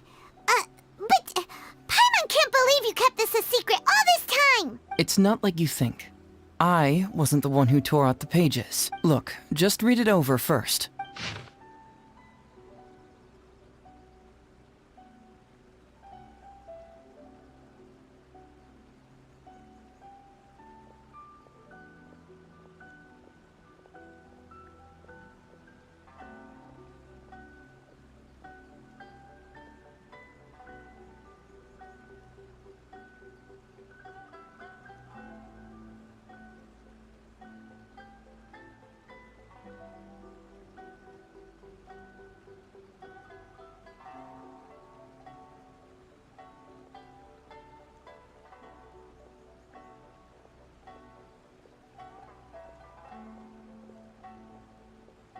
Finished? Do you see now? The method used by the perpetrator to commit his crime wasn't by putting the white powder in the cold medicine.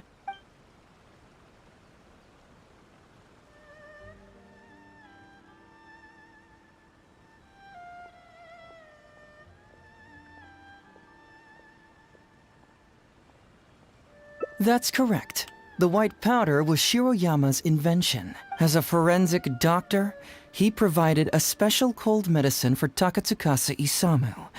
The autopsy report showed that this medicine contained a high volume of acidic fruit and vegetable extracts. Then, he tricked Ryuji into sending fish liver paste to Takatsukasa Isamu.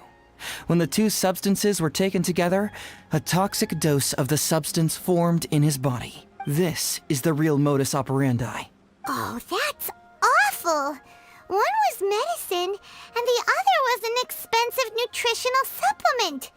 Both completely harmless. True, both are harmless on their own, but when combined, poof, that's it. It was not him who wanted to hide it, but the person pulling the strings behind him. Huh. You mean there was someone else pulling the strings? Aren't you curious where I found these pages from the research log? It was in Kujo Takayuki's secret warehouse. After I found the missing pages, I did some digging around and found out that Shiroyama had worked for Kujo Takayuki before joining the police station. The Kujo clan secretly provided Shiroyama with funds to study forensic science. I guess you could say that Kujo Takayuki's investment paid dividends in this case. Of course, I had only learned all of this after the Vision Hunt decree came to an end. Kujo Takayuki had lost his grip on power, and the Tenryou Commission was undergoing a general reshuffle. To avoid coming under suspicion, Madame Kujo-Sara put me in charge of building a case against Kujo Takayuki. I found a huge stash of fish liver paste in his secret warehouse.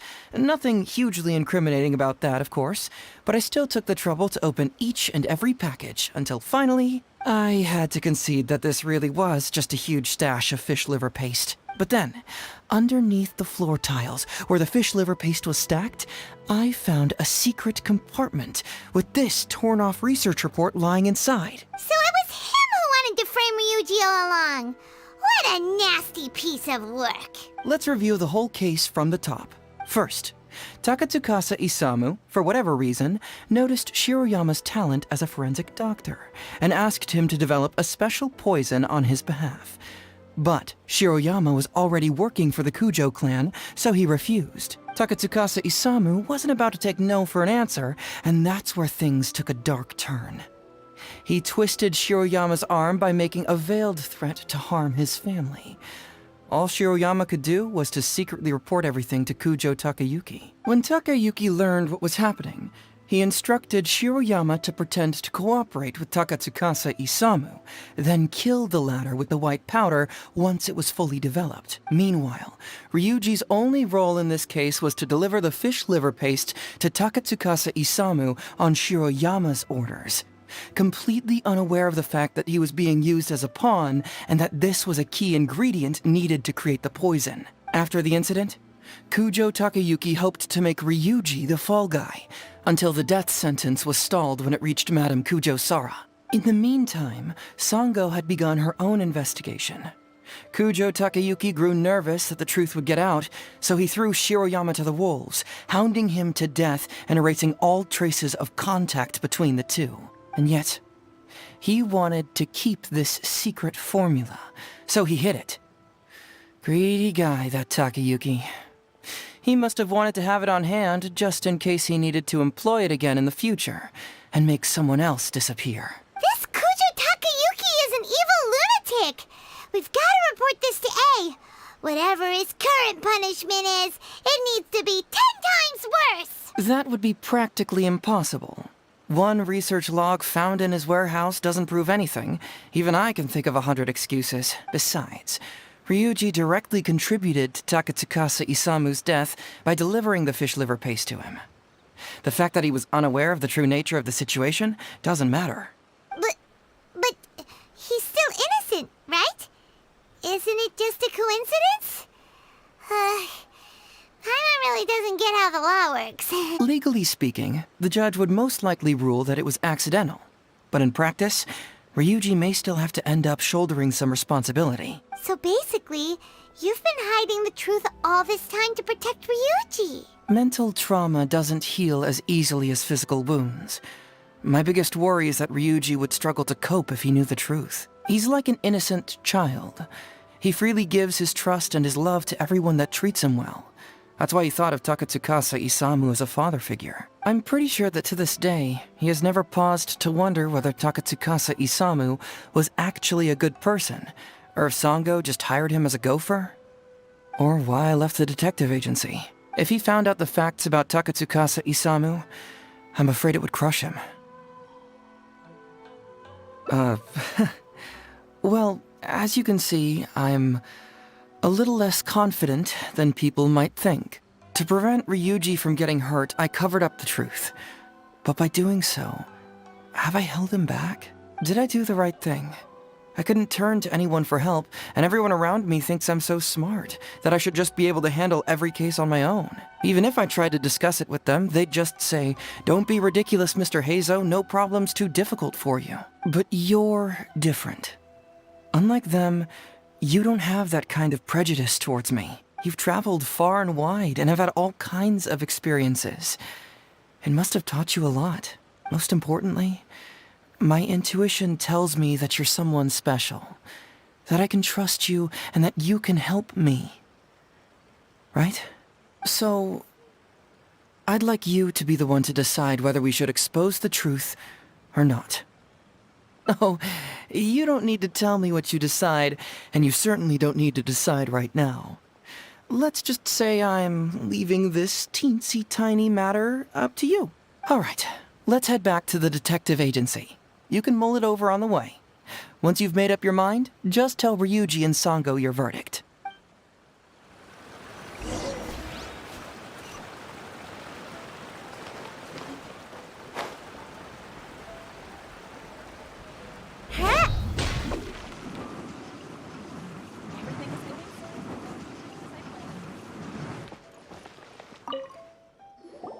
Hey, Traveler. Hey, Detective Heizou. You're back already, huh? I bet you're tired. Well, I just bought some tonkatsu. Care to join me? There's plenty for everyone. We'd love to. But wouldn't you like to hear the results of our investigation first? No matter what you were able to find, it's all in the past and won't ever change. So I think we'd better chow down first. Besides, if Sango's not happy with the results, we might not have anything to eat later. Come on, Ryuji, pipe down. Let's hear the Traveler's conclusion first. Okay then. Over to you, Heizou and Traveler. Don't worry, just tell us your findings. Everyone trusts you, as do I.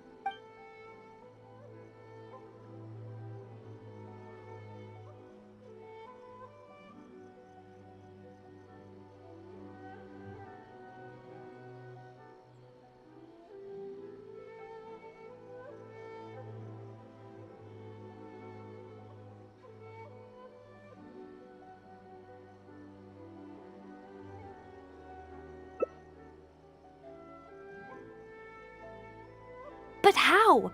How could this be? Huh. So, that's what really happened? Ryuji, I know it's hard to accept, but... Wait a minute. Sorry, I have quite the stomachache. Sango, can I take the day off?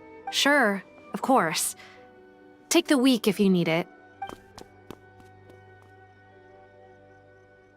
Oh, Paimon hopes Ryuji will be okay. I didn't expect things to turn out like this.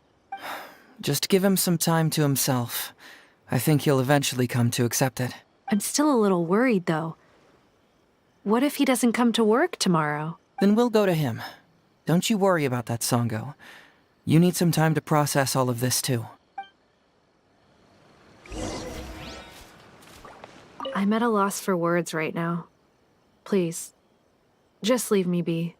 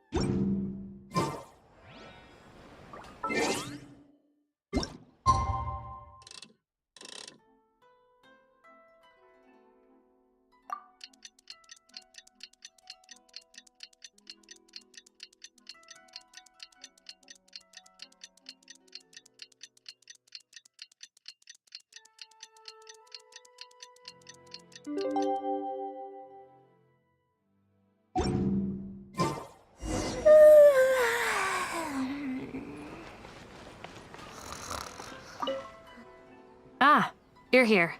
Don't worry. Ryuji came earlier this morning. I guess he can handle a lot more than I had thought. I was honestly worried he'd suffer a breakdown, but as of today, it seems he'll be fine. He went over to Netsuke Nogen Crafts to buy something. Let's go find him then. Shall we? Before you go, Heizou, I kind of understand now what you meant when you left. Oh, really? I'm happy to hear you say that. All right, time to find Ryuji. Wait, aren't you going to say Ryuji? Huh. Now that I think about it, it's like a slap in the face. He said, some things will always be more important than the truth.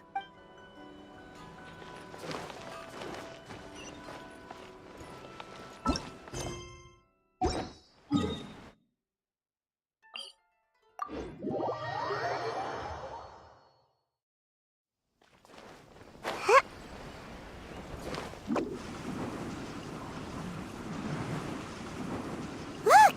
There's Ryuji! With a little kid, too! Is he buying our toys?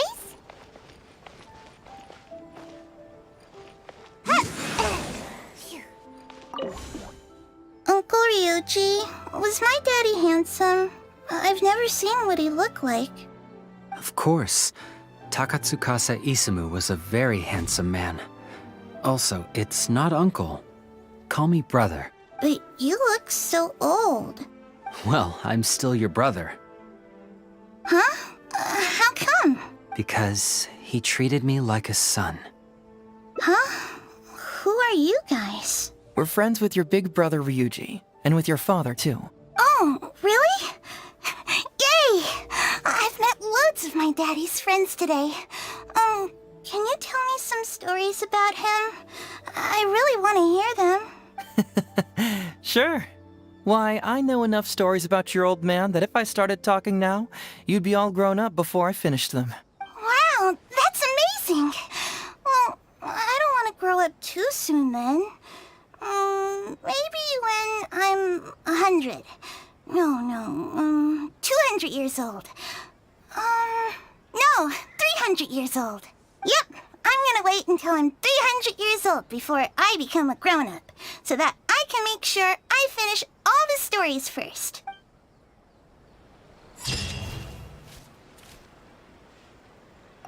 Welcome to Netsuke Nogen Crafts. We can make things other than sculptures as well. My store is offering the latest.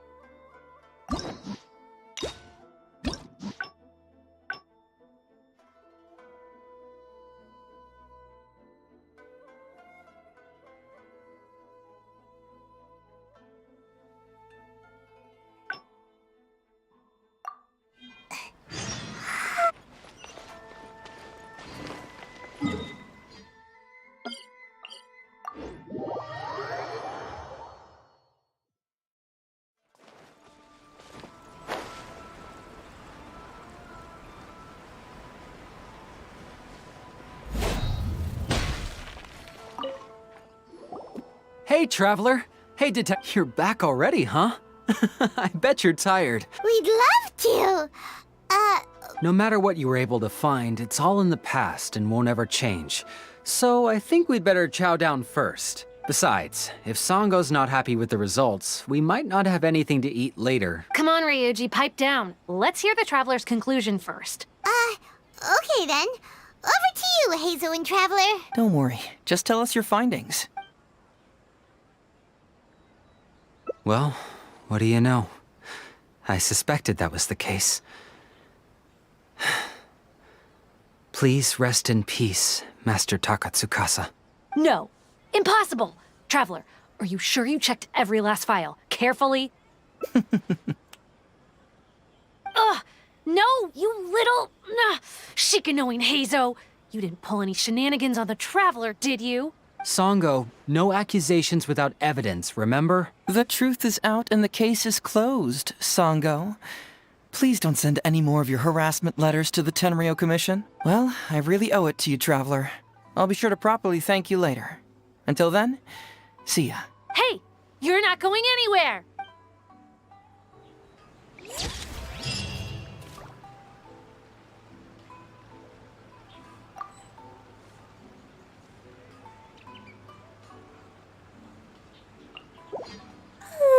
Surely I should be due a growth spurt by now.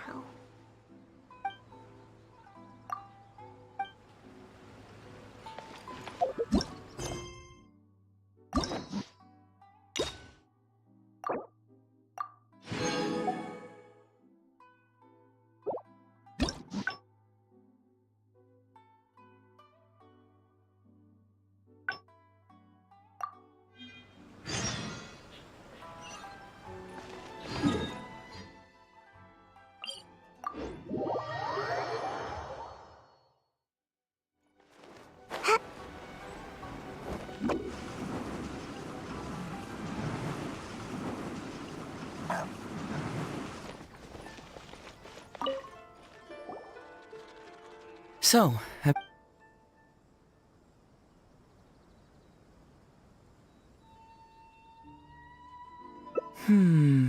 that case should be easy enough. I was hoping I wouldn't have to... Alright then, tell us about the complaint letter. It's from Songo, the president of Bantan Songo Detective Agency. You can say that... Hey, don't...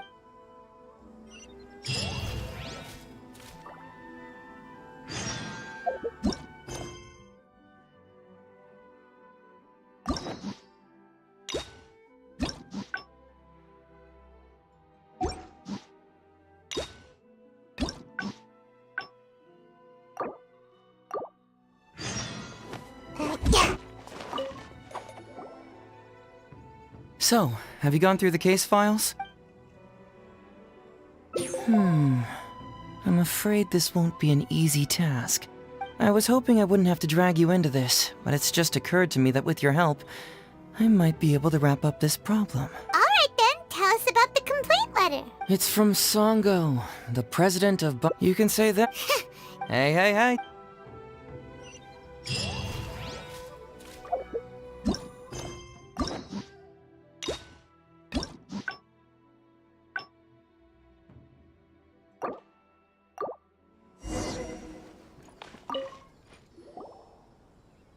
So, have you got... Oh, have they approved it already? The Tenryo Commission certainly has become more efficient ever since Kujo Kamaji took office. So, what is Heizou Talks fraud? It's an anti-fraud public awareness event. Basically, think of it as a short play about fraud. We'll get a few people to perform an entertaining drama in order to raise public awareness about the issue. Ooh, so it's a play? Paimon likes the sound of that.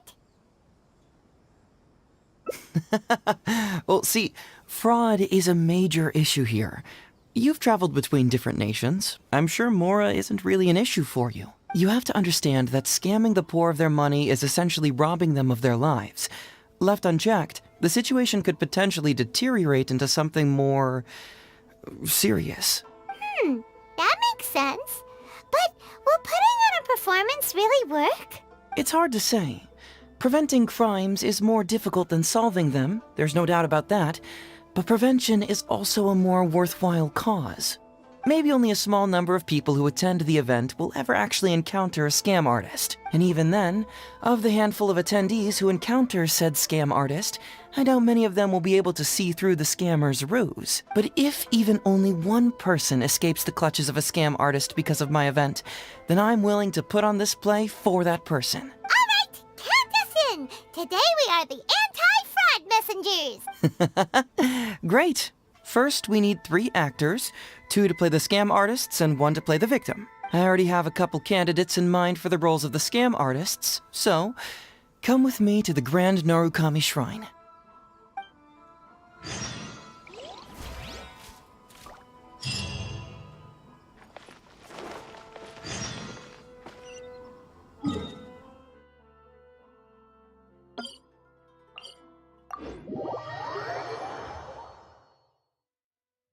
Ooh, if we're going to the Grand Narukami Shrine, are you planning to recruit Miko for your play?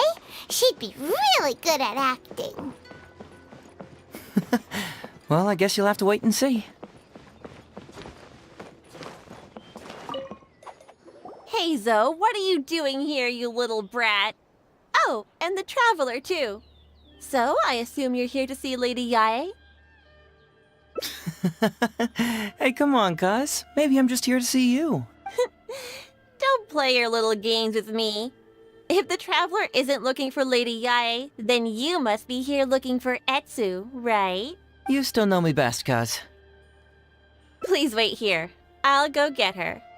So we're not here to see Miko? Bummer. I'm flattered, but even if I wanted to, do you really think I could convince Lady Yae to join a little event like mine? Get the Traveler to ask her next time. He can do it. Well, hello, Detective Heizou. It's been so long since you last came to see me. You know, it's cruel to keep a girl waiting. Hey, community service isn't all bad, is it? I'm sure it's better than prison, at least. That's right. I was careless and found myself caught up in a case of fraud.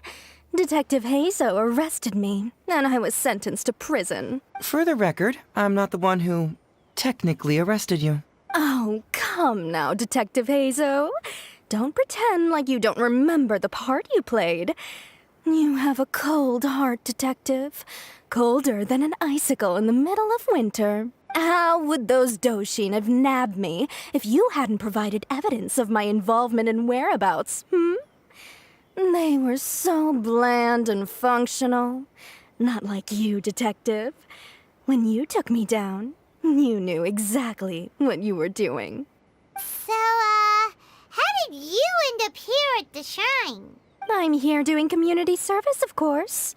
After all the information Detective Heizou managed to squeeze out of me, he promised to help secure a reduced sentence from the court. But in the end, they hardly reduced my sentence at all. Even after serving a lengthy prison term, I am still required to perform community service. I have to spend the entire day sweeping leaves or wiping floors. Just look at what the work has done to my soft and delicate hands. So, don't believe a word that comes out of his mouth. I helped you get community service because you were credited with assisting the investigation. But if you find it too exhausting, I can always send you back to prison again. Oh, come on, Detective Heizou. Now you're just toying with me. Don't give me that. Listen, I'd like to invite you to the anti-fraud event I mentioned last time. It's tomorrow night, and you'll be a VIP guest. Let's see. Appearing in the event would be equivalent to, 5 days of community service? How does that sound? Only 5 days? That's hardly anything. 5 days not enough? Okay. How about 4 days? Hey! That's a day less than what you just promised me, Detective Heizou. Oh, my mistake. 3 days. All right, I'll go. Just stop playing with my heart. And may I ask, will they also be coming as a guest tomorrow night? No wonder you're treating me so coldly today, Detective Heizou. Looks like you found someone else to keep you company. And what a charmer they are. I get what you see in them. I mean, you'd have to be blind not to. Etsu, now's not the time. If I hear you talking like that to my friend again, I'll make your community service even more unpleasant than your time in prison. Oh, I'm so sorry. I had no idea they were your friend. Really. Well, now you do. Just be sure you're ready tomorrow. I'll send you the location, time of the event, and the script. So don't be late. All right, on to our next candidate. He should be in town right about now.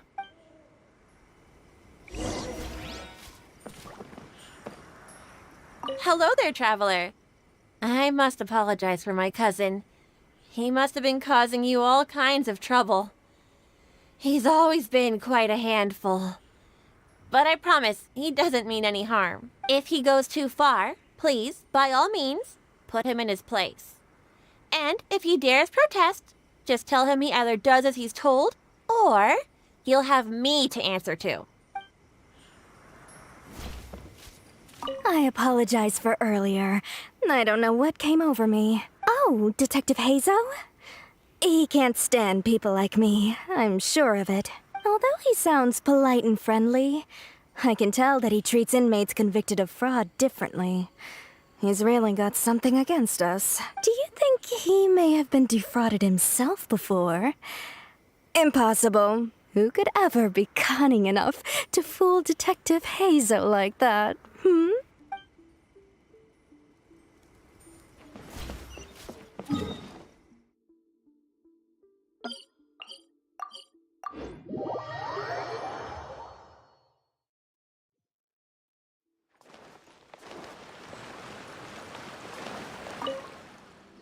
Mr. Iba, how are you doing? Oh, well, if it isn't Heizou. Thanks to you, I haven't kicked the bucket yet. Well, it's good to see you're alive. And well. All right, out with it. I know you wouldn't come see me for nothing. I see you're still sharp as ever, Mr. Iba. Look, have you had a chance to think about that anti-fraud event I mentioned to you last time? You can forget it. I'm pushing 71 this year. You think I want to make a fool of myself? Are you sure? You know, this event is very well funded. And now that the Sakoku decree has been repealed, I heard that your granddaughter Kazumi wants to take the chance to travel. If you participate, she can go without worrying about money at all. Huh? How did you know? Sure, I paid a hefty fine at the time, but I can still afford her travels. You're Heizou's colleague, aren't you? How haven't you heard about this? Well, it just so happens that Mr. Iba was a well-known figure in Inazuma back in the day. His Iba Trading Guild was even bigger than the current International Trade Association. Don't bring it up again. If I hadn't been misled by that foreign merchant, I never would have become a commercial scammer. Fortunately, young Heizou here has some respect for the elderly and applied for a probationary sentence. Otherwise, I don't think I would have ever seen the light of day again. Well, if Heizou was so good to you, then you should help him out too. He's not as innocent as he looks, you know. He just knows it's easier to get information when we're chatting outside. Ask him if you don't believe me. Those are some pretty harsh words, Mr. Iba. Anyway, I can't help you with that, event or whatever you call it. Ah, man alive. What should I do now? I already told Kazumi that you'd show up and caution everybody about avoiding fraud. I'm sure it'd be beneficial for everyone, and Kazumi even agreed to come and listen. How can I explain to her that you were too worried about being embarrassed? She might even think that you feel no remorse at all. You imbecile! You should have told me about this first! Come on now. How could I have known that you'd refuse to participate? Why, you... You sure are a crafty one, just like your father. So you'll join us? What choice do I have? Using my granddaughter to force me into some event. People these days. The world needs you to step up. I will send the time and place of the event as well as the script, so don't forget to prepare. All right, very well. Well then. Now, we only need to find the last person to play the role of the fooled victim. We don't want someone too clever for this role. Otherwise, they'd see right through this ruse and the drama would come to a grinding halt. Not too clever. Oh! Paimon knows the perfect candidate. Oh yeah, I know that guy. I've seen him in the police station a handful of times, though I've never actually spoken to him before. Do you know where we can find him? Well, we did just see a file called The Prince of Mischief in Hanamizaka. That's gotta be Ito. He must be in Hanamizaka. All right then. To Hanamizaka we go. Oh, but knowing his reputation, I'll need to bring a little something along just to guarantee we can secure his participation. You go ahead. I'll catch up. Oh, getting on the wrong side of Heizou really was a mistake, huh? You two want to know what happened?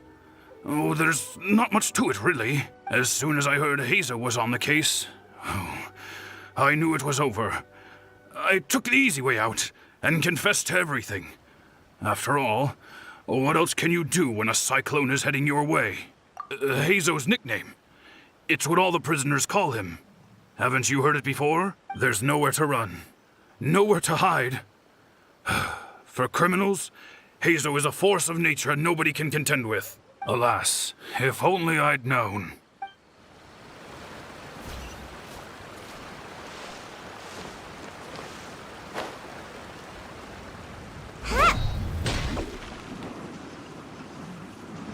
Please speak to President Song. How about that, kiddo? My little Prince of Mischief's got some moves, huh? Guess that means your Onikabuto is now my Onikabuto. Ito! What are you up to? Huh? Oh, Paimon, my compadre. This is a nice surprise. What brings you out this way? What? No, it's not. No, it's nothing like that. They let me look after their Onikabuto just for a little while for safekeeping, and then, once they've gotten stronger, they can come and take them right back. You win some, you lose some. That's right, my little guy. Good attitude. All right, see you around. Okay, yeah, bye. There's just no helping this guy. Oh, an anti-fraud event? I'll level with you, compadre. I have no idea what that is, but if you want me there, I can think of nowhere I'd rather be. Oh, except that there's this Onikabuto Battle Royale tomorrow night that I was planning on going to. Yeah, it's gonna be huge. No holds barred, winner takes home all the Onikabuto. And as you can see, my Prince of Mischief has a pretty good chance of winning this thing, so if it was any other day, you know? Do you think all of those Onikabuto together would be a match for my one? Here's a picture. Let me know what you think.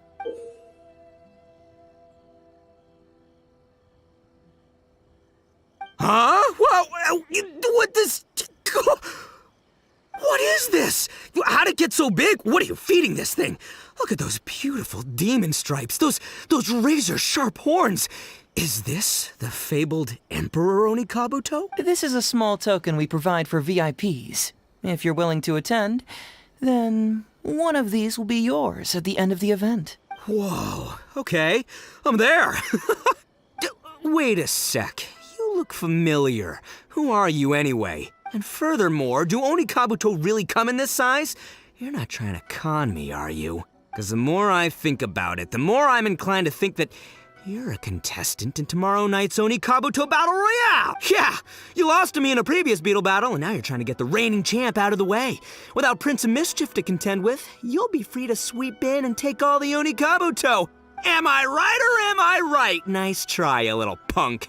10 out of 10 for the pitch, but you picked the wrong victim. Okay. Then again, consider this. If your Prince of Mischief isn't competing, what's the point of me taking part? After all I'd stand to win is a bunch of puny little larvae. No? Well, you've stumped me there. You are completely right. I can't believe I didn't think of that. Sorry, my bro, my main man, my buddy. I had you all wrong. So, you're sure this guy's our best choice? Yeah, see? He was already wondering if you were trying to con him. Then allow me to introduce myself. I'm Shikanoin Heizou. I've seen you around a few times before at the police station. Huh? Oh, yeah, I remember now. No wonder you looked so familiar. You were that guy who was in for stealing other people's Onikabuto, right? Listen, Heizou, hombre, did you apologize to them? You can lose like a man, you can win like a man, but you can never steal like a man. And that's a little Ito nugget. Ito! He works there, for crying out loud! He's not one of your fellow fellow inmates. What? Oh, jeez. What's wrong with me? How could I forget? Of course I know you. I remember you now. For real, this time. You're the guy who sells lavender melons at the station, aren't you? A lavender melon seller? At the police station? Don't be ridiculous! I know what I saw, okay? Several times now I've been sitting there starving in jail when this guy comes and slips me a few lavender melons on the sly. Didn't even want payment. Solid guy. Yeah, that was me. But it was only because your assistant, Kuki Shinobu, asked me to look out for you. What? So Shinobu was behind it? Wait, so hombre, you're not a lavender melon seller? Look, we're getting hung up on all the wrong details here. The important detail right now is that I am the host of tomorrow night's event. And if you show up, the Oni Kabuto in the picture is yours. Deal? Deal, done. But, could I get another look at that picture first? Just a little peek-see? You'll have all the time in the world to inspect the real article once the event's over. Okay, sure, I can wait. So, hombre, is there anything I need to do to prepare? Because if I'm doing this, I'm bringing my A game, all right? No half measures here, I'm gonna do this right. He sure picks his moments to start acting responsibly. Okay, so for this event, you, my, bro, will be participating in a short anti-fraud play along with 2 other VIP attendees. The main thing we ask is that you just relax. Try not to be nervous. I have the script, right here, if you want to take a... Script? It sounds like someone's never seen the Arataki gang perform before, huh? Don't you worry, hombre. The Arataki gang is a little beyond the need for scripts. You'll see, this Oni Kabuto will be well worth your investment. You, don't need a script? Wow, well, now I'm excited. See you there tomorrow night. You bet. I'll be there. I'm gonna tell the gang about this, too. They'll all be there to support us.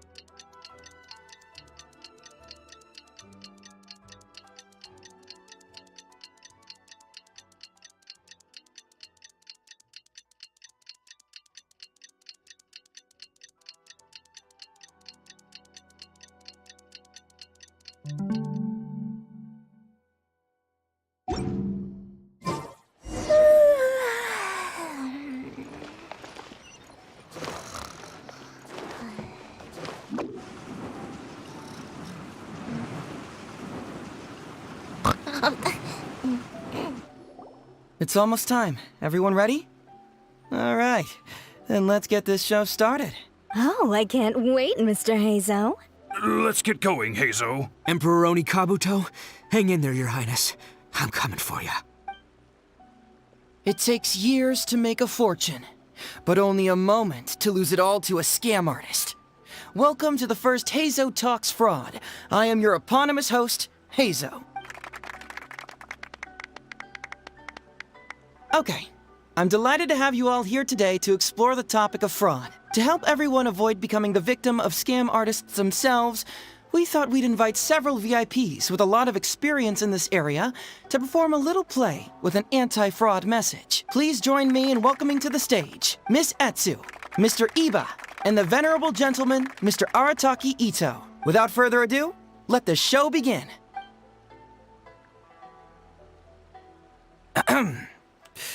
It was just another bright sunny day when a distressed Miss Etsu brought her elderly grandpa, Iba, into the police station to report a crime. There, they were greeted by a kindly Doshin, surname Arataki. Doshin Arataki, please help us! My poor grandpa has been defrauded! Doshin Arataki? You talking to me?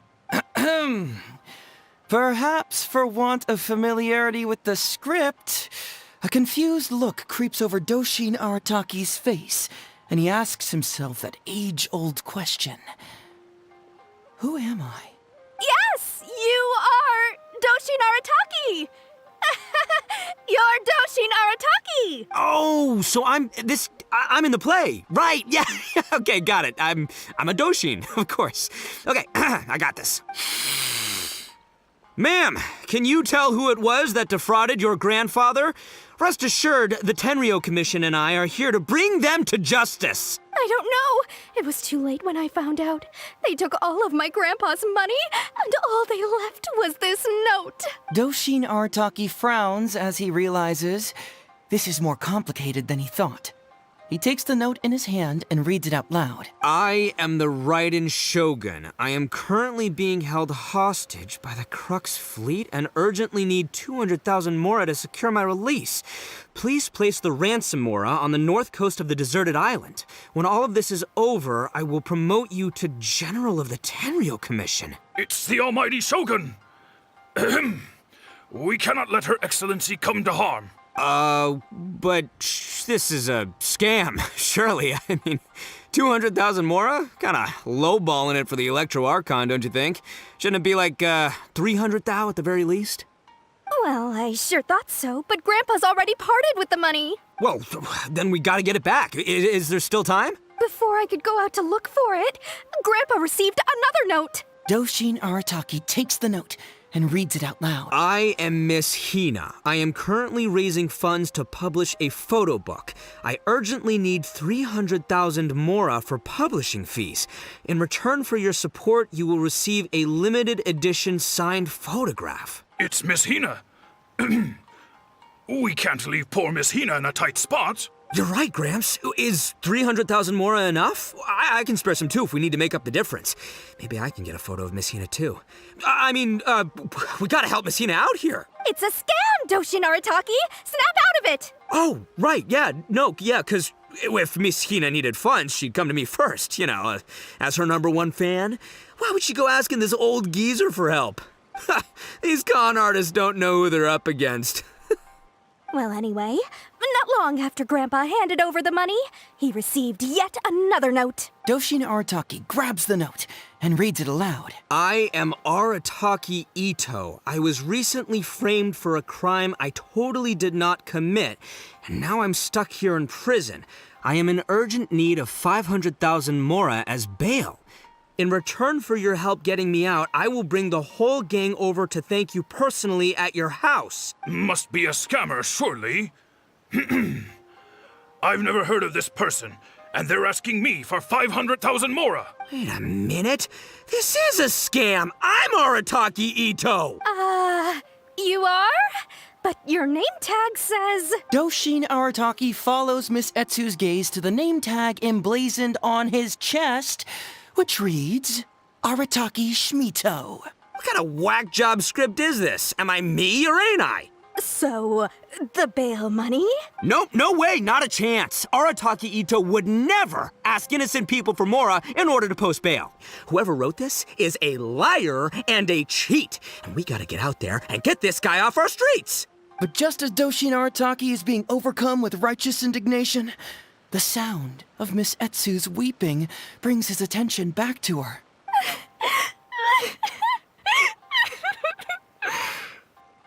Miss Etsu, don't you worry. We're gonna catch the people who did this. Even if you do catch them, how are we ever going to get Grandpa's money back? Oh, whatever are we going to do about all those Onikabuto? Onikabuto? Wait, what was that about the, Onikabuto? Oh, well, Grandpa is a major Onikabuto breeder in our village. His are the biggest and strongest Onikabuto around. People come from far and wide to buy from him. We recently received an order that was too big for our current capacity. We were planning to expand Grandpa's facilities, but then we were swindled out of all of our money. Right after we'd signed the contract, too. If we don't deliver these Onikabuto on time, Grandpa will have to pay huge damages. Oh, what are we going to do? Man, what's that saying? It's like, it never rains, but it snowballs. Exactly what we're dealing with. Etsu, my dear, don't worry. I'll sell the house if I have to. But then where will we stay?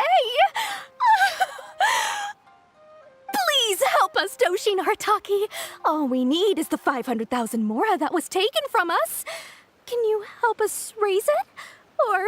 Or maybe you could lend it to us? Grandpa's business is going very well. We just need help getting over this hurdle. Doshin Arataki, please. If you lend us the money, I'm sure I can make it up to you by... I won't hear of it. As a public servant, I would never dream of taking advantage of a person in need. I was going to say, by giving you part ownership of the Onikabuto farm. Oh, so that's what you were, yeah. No, it's not as enticing an offer as I was... wait, on Onikabuto farm, how many Onikabuto did you say you have? Because if it's more than, say, 10... 10,000. What? 10,000? Well, that's more Onikabuto than I've seen in my whole life. Please help us. As long as we get through this, those 10,000 Onikabuto are yours to keep. 10,000 Onikabuto? Hey, if I looked after them, they'd have little baby Onikabuto. And then the little baby Onikabuto would grow up and have little baby Onikabuto of their own. Doshin Arataki is struck by a sudden wave of pure elation. His face breaks into a big, beaming smile. But what does he do next? Miss Etsu, don't you worry. I'm gonna help you out. But 10,000 is too many. I can only accept 1,000. Wait, no, what am I saying? 500 Onikabuto. As a Doshin of the Tenryou Commission, it is my duty to serve. How could I abuse my position to take advantage of you? That's great news, Master Arataki. What a wonderful person you are. So strong and handsome and committed to doing the right thing. It's rare to find these days. Yep, that's me. All right, there's just one final question that needs answering. What question is that? The question is... Where's my Mora? Huh. Yo, Heizou, my hombre, question for you. What's my character's salary in the script? Oh, also, any inheritance or other lump sums I should know about? Basically, can I afford this 500,000 Mora? I mean, Shmito, I can afford it. Can Shmito? Ahem. Faced with a damsel in distress, Doshin Arataki fights to remain level-headed and asks that other age-old question. Where's my Mora? Suddenly, he feels a strange compulsion to slide his hand into his pocket where, it turns out, a bank check has been quietly nestled all along. He draws the check out and inspects it. Today is payday, and this is his salary. The amount? 500,000 Mora. Whoa, check it out! A check for 500,000 Mora! Where'd you come from, buddy? Miss Etsu, get this. Turns out I just got paid 500,000 Mora today. Well, here's your Mora. Thank you so much. Master Arataki, what's wrong? Doshin Arataki stretches out his hand. But wait! Just as he is about to hand over the check to Miss Etsu, he hesitates, tightly pinching one end of the check betwixt his two fingers. All he needs to do now is release the check, and it will fall into Miss Etsu's eager hands. But let go of the check he does not. Master Arataki, let go! Wait. Something's not right. Doshin Arataki is having second thoughts. Has something caught his attention? Has it aroused his suspicion? Has he finally realized the truth? So, this is an anti-fraud show, right? Huh? A spark of intuition bursts to life in Doshin Arataki's mind. Since this is an anti-fraud event, I have a question. Is he about to ask the most critical question of all? I gotta ask. This is it. Here it comes. Does a Doshin really get paid this much? 500,000 Mora. Enough to get an Electro Archon out from a hostage situation, then go pay for Miss Hina's publishing costs. You telling me the average Doshin can do all that on one pay packet? I don't know, seems pretty fishy to me. Hey, compadre, what do you think? Am I being scammed here? Heizou! Ito's cheating! He asked for help! As the spark of intuition flickers and threatens to fade, Doshin Arataki clutches around in desperation, hoping to find a source of fuel to feed the flames of enlightenment. Traveler, are you going to help this poor man out of his predicament?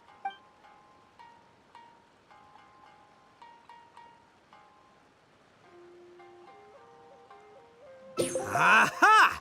Etsu and Iba! So that's what's going on here. You two are the scam artists. You put on this damsel in distress and elderly grandpa act to win my sympathy, then used a few cheap tricks to get my attention. Then you dangled the bait in front of me, waiting for me to bite. Darn it! I knew it! Who in their right mind would give away Oni Kabuto for free, let alone 10,000 of them? It's too good to be true, and that's how I know you're the scam artists. You got a lot of nerve trying to scam a Doshin. You're coming with me, and you'll give a full confession if you know what's good for you. Finally, with the help of his intuition and a little guidance from beyond the void, Doshin Arataki successfully avoided being defrauded. Not only that, but he asked a critical question. Who in their right mind would give away Oni Kabuto for free? I ask you all. Is there such a thing as free Oni Kabuto? Free Mora? Or does nothing in life come for free? All right, remember, it takes years to make a fortune, but only a moment to lose it all to a scam artist.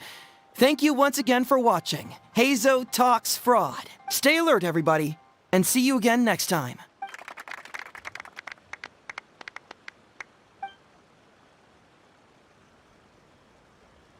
So, how's my acting? I think I did just fine without a script. Those two would-be scam artists need to up their game if they want to have a chance of taking me down. Hello? Without that hint from the Traveler, you would have handed that cash away without a second thought. Right, yeah. I should thank him for the timely hint. But I pretty much knew off the bat that something fishy was about to go down, so, it was just a matter of time before I saw right through their scam. Seriously, oldest trick in the book. Who's gonna fall for that? Old tricks they may well be, but the reason they've stood the test of time is that the ideal victim is always out there somewhere. People who are behind on the times, naive, socially isolated, or have cognitive deficiencies. Just because they don't always get noticed doesn't mean they're not there. Scammers cast a wide net. Sure, maybe 10,000 fish will escape, but they only need one catch for them to win and for us to lose. Well, no more losing from now on. Not with me here to protect everyone. I think we can all agree that my performance today shows I'm savvy enough to keep the scammers at bay. Don't be too confident. Anyway, Ito, my old... what was it again? Ah, yes, bro. Here's the reward you were promised. Ah, music to my ears. Emperor Oni Kabuto, come to Papa. Oh, look at those sharp horns and those beautiful stripes. Well, hold on. Heizou, my hombre, why won't it move? Hey, bud, move! Oh no, I think this one might have, joined the big beetle battle in the sky. It's a figurine, so not the moving kind. What? A figure? So, it's a fake? Man alive, you seem a little surprised. Wait, you didn't actually think this was a real Oni Kabuto, did you? No, surely not. Ito, old chap, you must have seen from the photograph that it was a figurine. Don't tell me you didn't notice. Really? You little punk! Give me my Emperor Oni Kabuto now!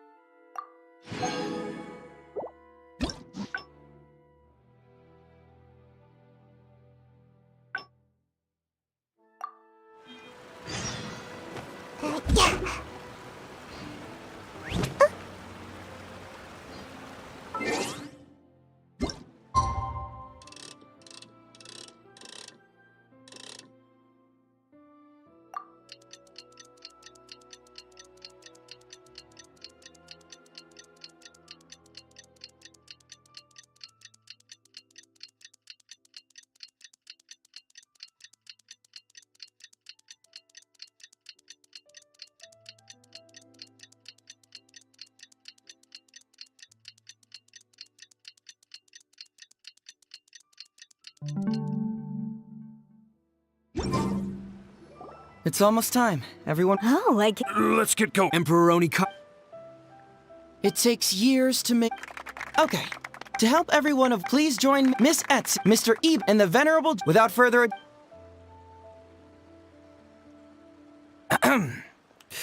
It was just an. Doshin Doshin? Yes! Oh! Ma'am! I don't know. It was too late when I found out. They took all of... Doshin Artak. I am... It's the Almighty... Well, I... Well... Before I could go... Doshin Art... I am... It's Miss Hina. You're right, Gramps. Is 300,000 more... It's a scam, Doshin Arataki! Oh, right, yeah. Well, anyway... Doshin Artak. I am... Must be a... Wait a minute. Doshin Art... What kind of whack... So... Nope, no way, not a chance. Arataki Ito wouldn't... But just as Doshin... Misetsu... Even if you do... Onikabuto. Oh, well, we recently received an order that was too big for our current capacity. We were planning to expand Grandpa's facilities, but then we were swindled out of all of our money. Man, what's that? Etsu, But then we... Please help Grandpa's business... I won't hear of it. I was Oh, so that's what you were, yeah. No, it's not as enticing enough. Because if it's more than 10... What? Please help us. Doshin Artak. Misetsu, don't you worry. I'm gonna... But 10,000 as a Doshin... That's great news. What question? The question... Huh. Yo, ahem. Suddenly... Whoa, check it out! A check for 500... Misetsu! Thank you so much. Doshin Artaki. All he needs to do... Master Arat... Wait. Doshin Artak. So... Huh? A spark of intuition. Since this... Is he about to... I got... This is it. Does a Doshin really get paid this much? 500,000 more... I don't know. Traveler. Follow my heart. All right, then. There's no way a Doshin makes 500,000 mora in a single pay packet. Two innocent victims, Miss Etsu and Mr. Iba, come to a Doshin for help. And the Doshin, what, whips out a 500,000 mora check? Yeah, likely story. There's only one possible explanation. Who's got two horns and carries around a fake checkbook? Yep. This guy. With this fake check for 500,000 mora, I almost swindled Etsu and Iba out of 10,000 Onikabuto, the last thing these poor folks needed after the recent string of catastrophes they faced. My mind is blown. Craziest plot twist I ever heard. The criminal was the main character all along. Miss Etsu, I'm afraid I can't let myself give you this fake check. But I will do everything in my power to raise 500,000 genuine mora for you. So don't you worry. What the... Oh, jeez. In the end, Doshin Arataki listened to the voice of his heart and narrowly avoided being defrauded in his own unconventional way. But regrettably, he failed to ask the critical question: who in their right mind would give away Onikabuto for free? I ask you all, is there such a thing as free Onikabuto? Free mora? Or does nothing in life come for free? Thank you all for watching Heizou Talks Fraud. Don't get greedy and you won't be needy. Stay alert and you won't get hurt. You never know where scammers may lurk. See you all next time.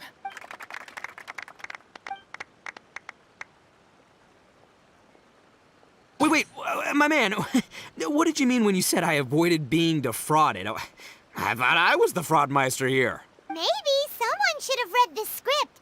Miss Etsu and Master Iba were the scam artists. Duh! You were the one they were trying to scam. What? Huh? I was being conned? Darn, I can't believe they got me. Well, you still managed to protect your money. In the end, they didn't succeed. Yeah, but that was a happy coincidence. They scammed me, and I fell for it. Guessing it wasn't your first time either, huh? It was such a cheap trick, too. Oh, this is killing me. The trick is a common one for a reason, but don't underestimate it. That's how you end up being a victim. But how am I gonna protect my gang if even I get fooled by such cheap tricks? Don't blame yourself, old chap. In fact, you know what? I was also conned today. Yeah, me, of all people. Does that make you feel better? You too, hombre? No way! No, that's impossible. You're just trying to cheer me up. Oh, no, it's the truth. Please, Just take a look at the present I got for you. Wait, why can't it move? That's just it. I'm sorry to say, it's just a figurine. What? A figure? You mean it's a fake? Yeah, and it's all my fault. I was duped by the Onikabuto vendor's false advertising. What a colossal fool I am. Taken in by a common street vendor? Ugh. So you really were conned, dude! Let me take a second to let that sink in. Gotta say, although I didn't get my Emperor Onikabuto, somehow, knowing that even Heizou got conned kinda puts me back in a good mood. It's, strange. Maybe I'm sharper than I'm giving myself credit for. Great minds think alike, so, me and my hombre here, kinda equally matched. Hey, by the way, compadre, looks like you're the only one out of the three of us who didn't get conned today. But you better watch out. We got fooled not because we were stupid, but because those scam artists are some crafty dastards. I want you to have this figurine as a reminder of the fact that today, Heizou and I both got conned, but we both grew a little wiser too. I hope that whenever you see it, you'll remember how cunning those con artists were, and how difficult it was for Heizou and I to see through their schemes. Then, you'll always keep your wits about you, and you'll never become a victim yourself. Yep, that's right. No one will ever manage to con you.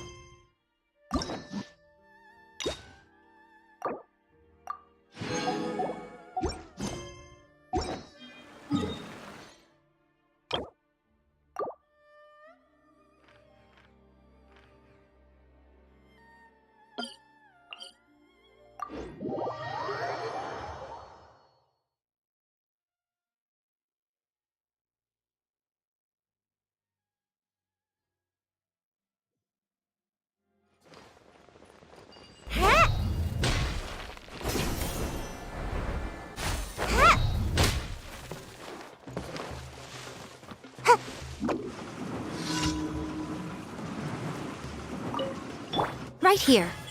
Emerge. Time to go. One with nature. Clouds high.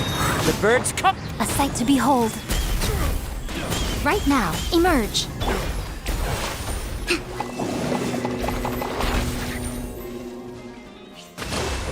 Right here. Right now. Right here.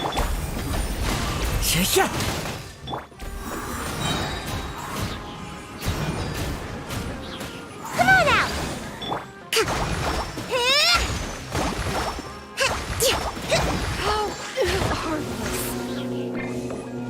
Hold the line!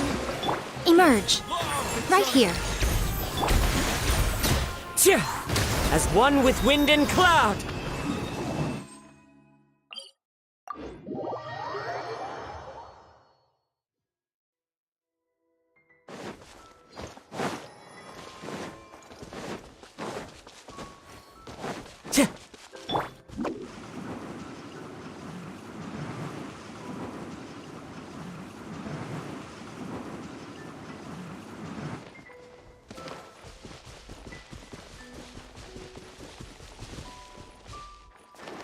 Make my escape.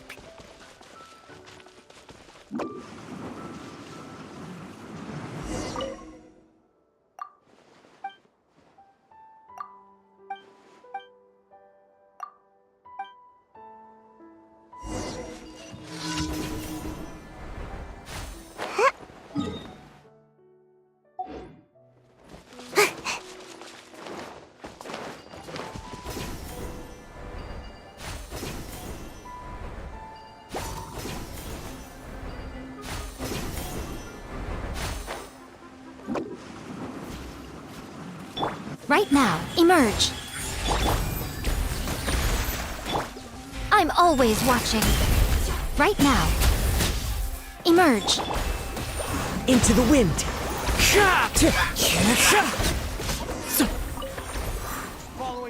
Time to go. think Right here, right now. The wind knows me. Time to go. I'll be back.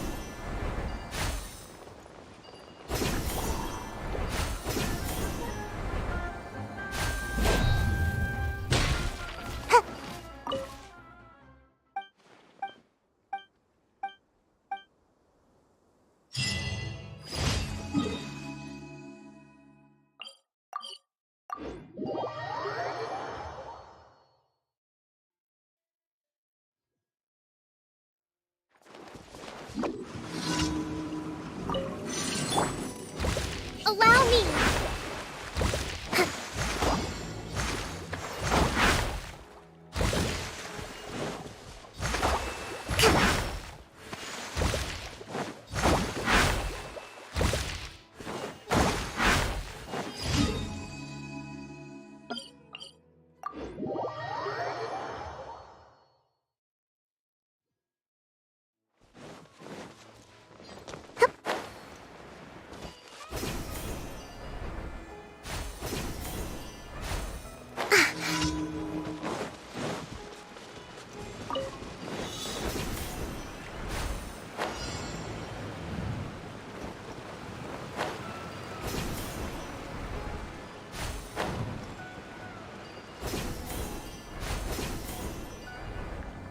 Breathtaking.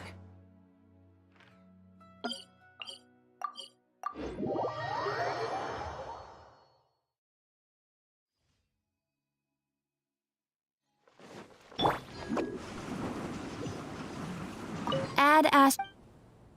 Thank you for.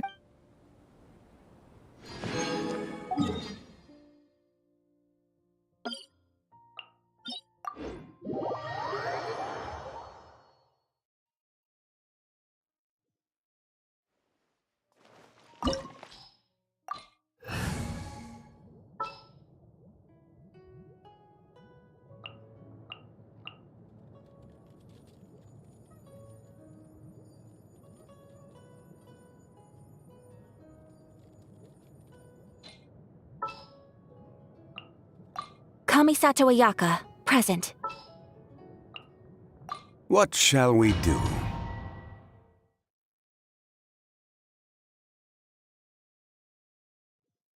This opportunity is quite hard to come by. Well then, amuse me. Surrender is a valid option.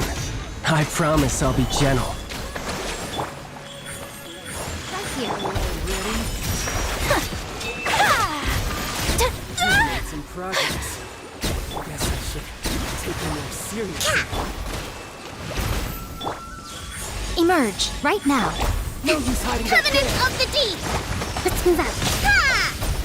Rest and rebuild! Right here, emerge. Nothing lasts forever. Right now, emerge.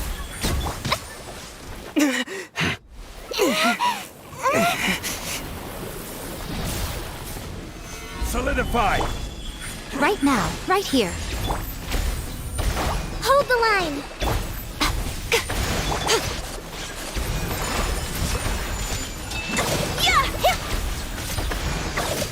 I will have order!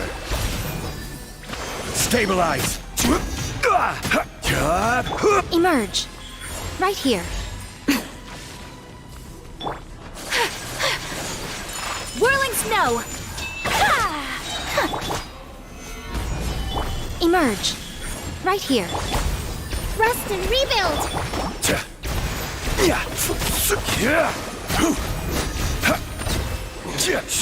You're cut above.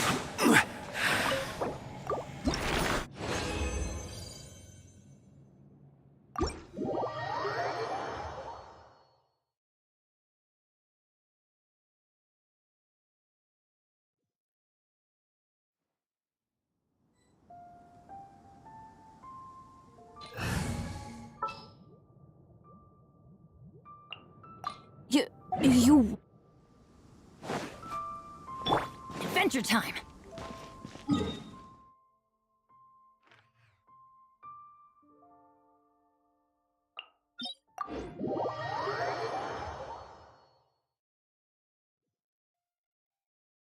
Off we go! Adventure time! Let's light it up!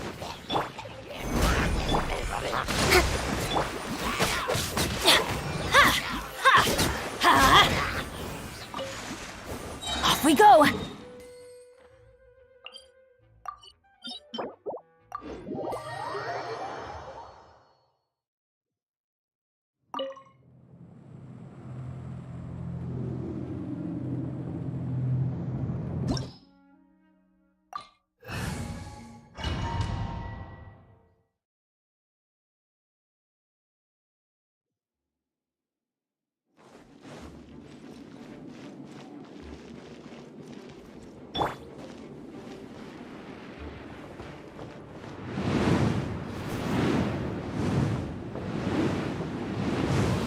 Gather!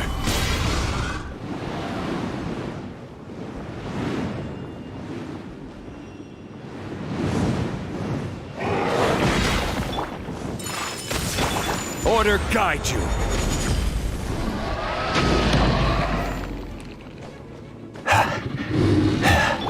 Hold the line! Huh? I'm going in! Embrace the ice! Billowing surge!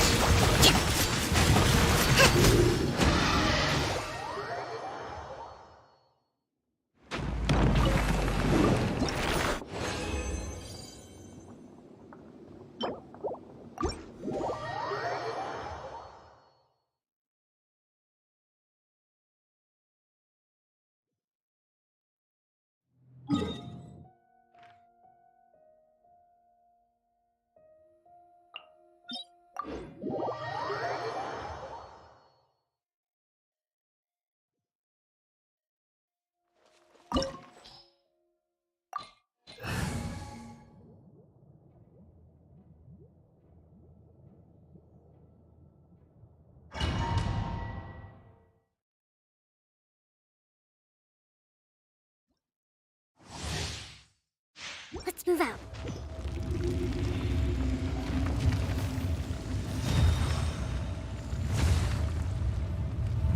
It is time, Morax.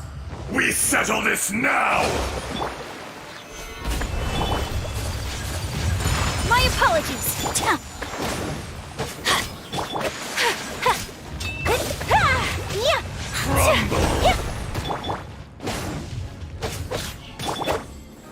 Stabilize!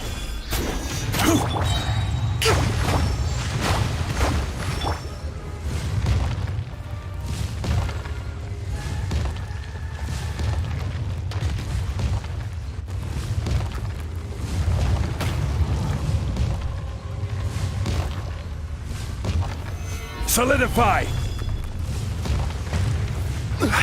I will have order! Hold the line! Whirling snow!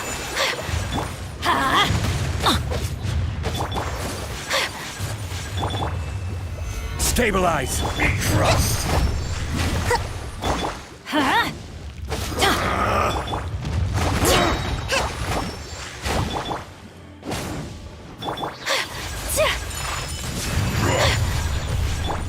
Rest and rebuild!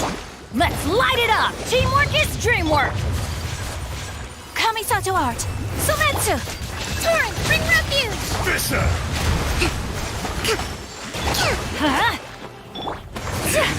My apologies! Will not absolve you!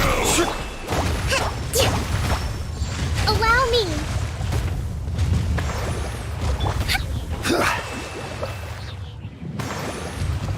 Today, you witness your reckoning!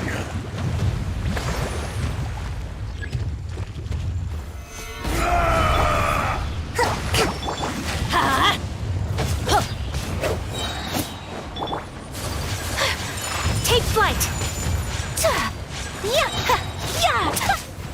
Stabilize! I'm going in! Rest and rebuild! Sakura swirl! My apologies! This is order. Solidify! Covenant of the Deep! Let's move out. Let's move out. You stand upon your tomb, though you know it not.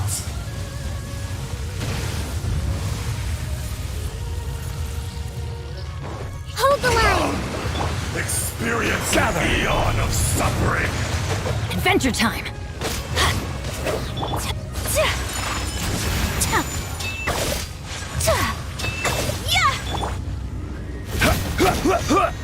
Solidify!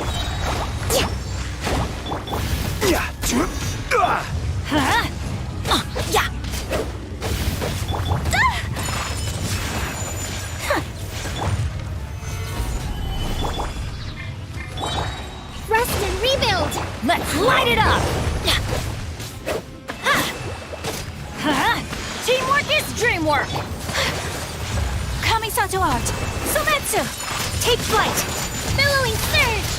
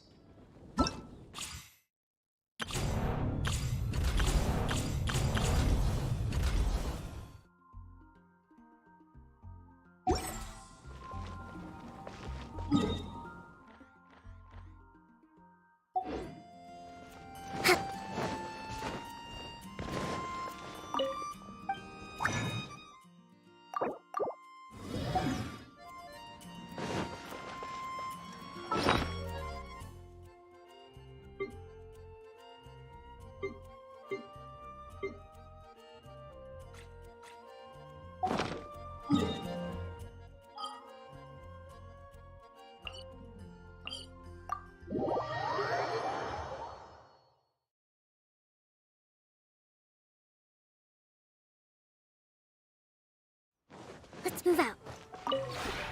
This route...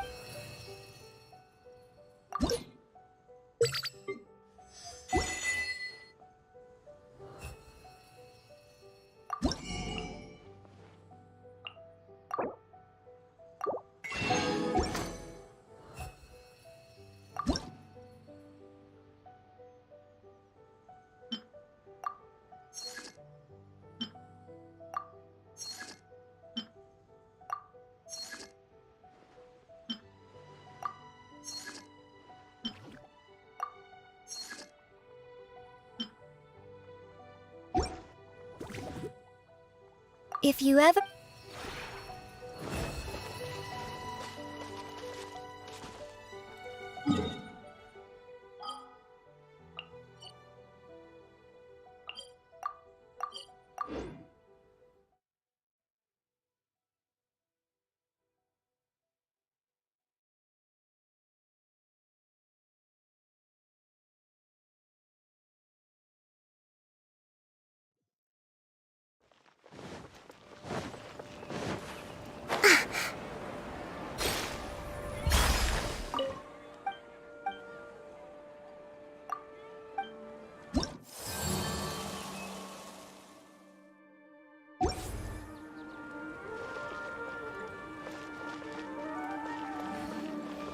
Allow me!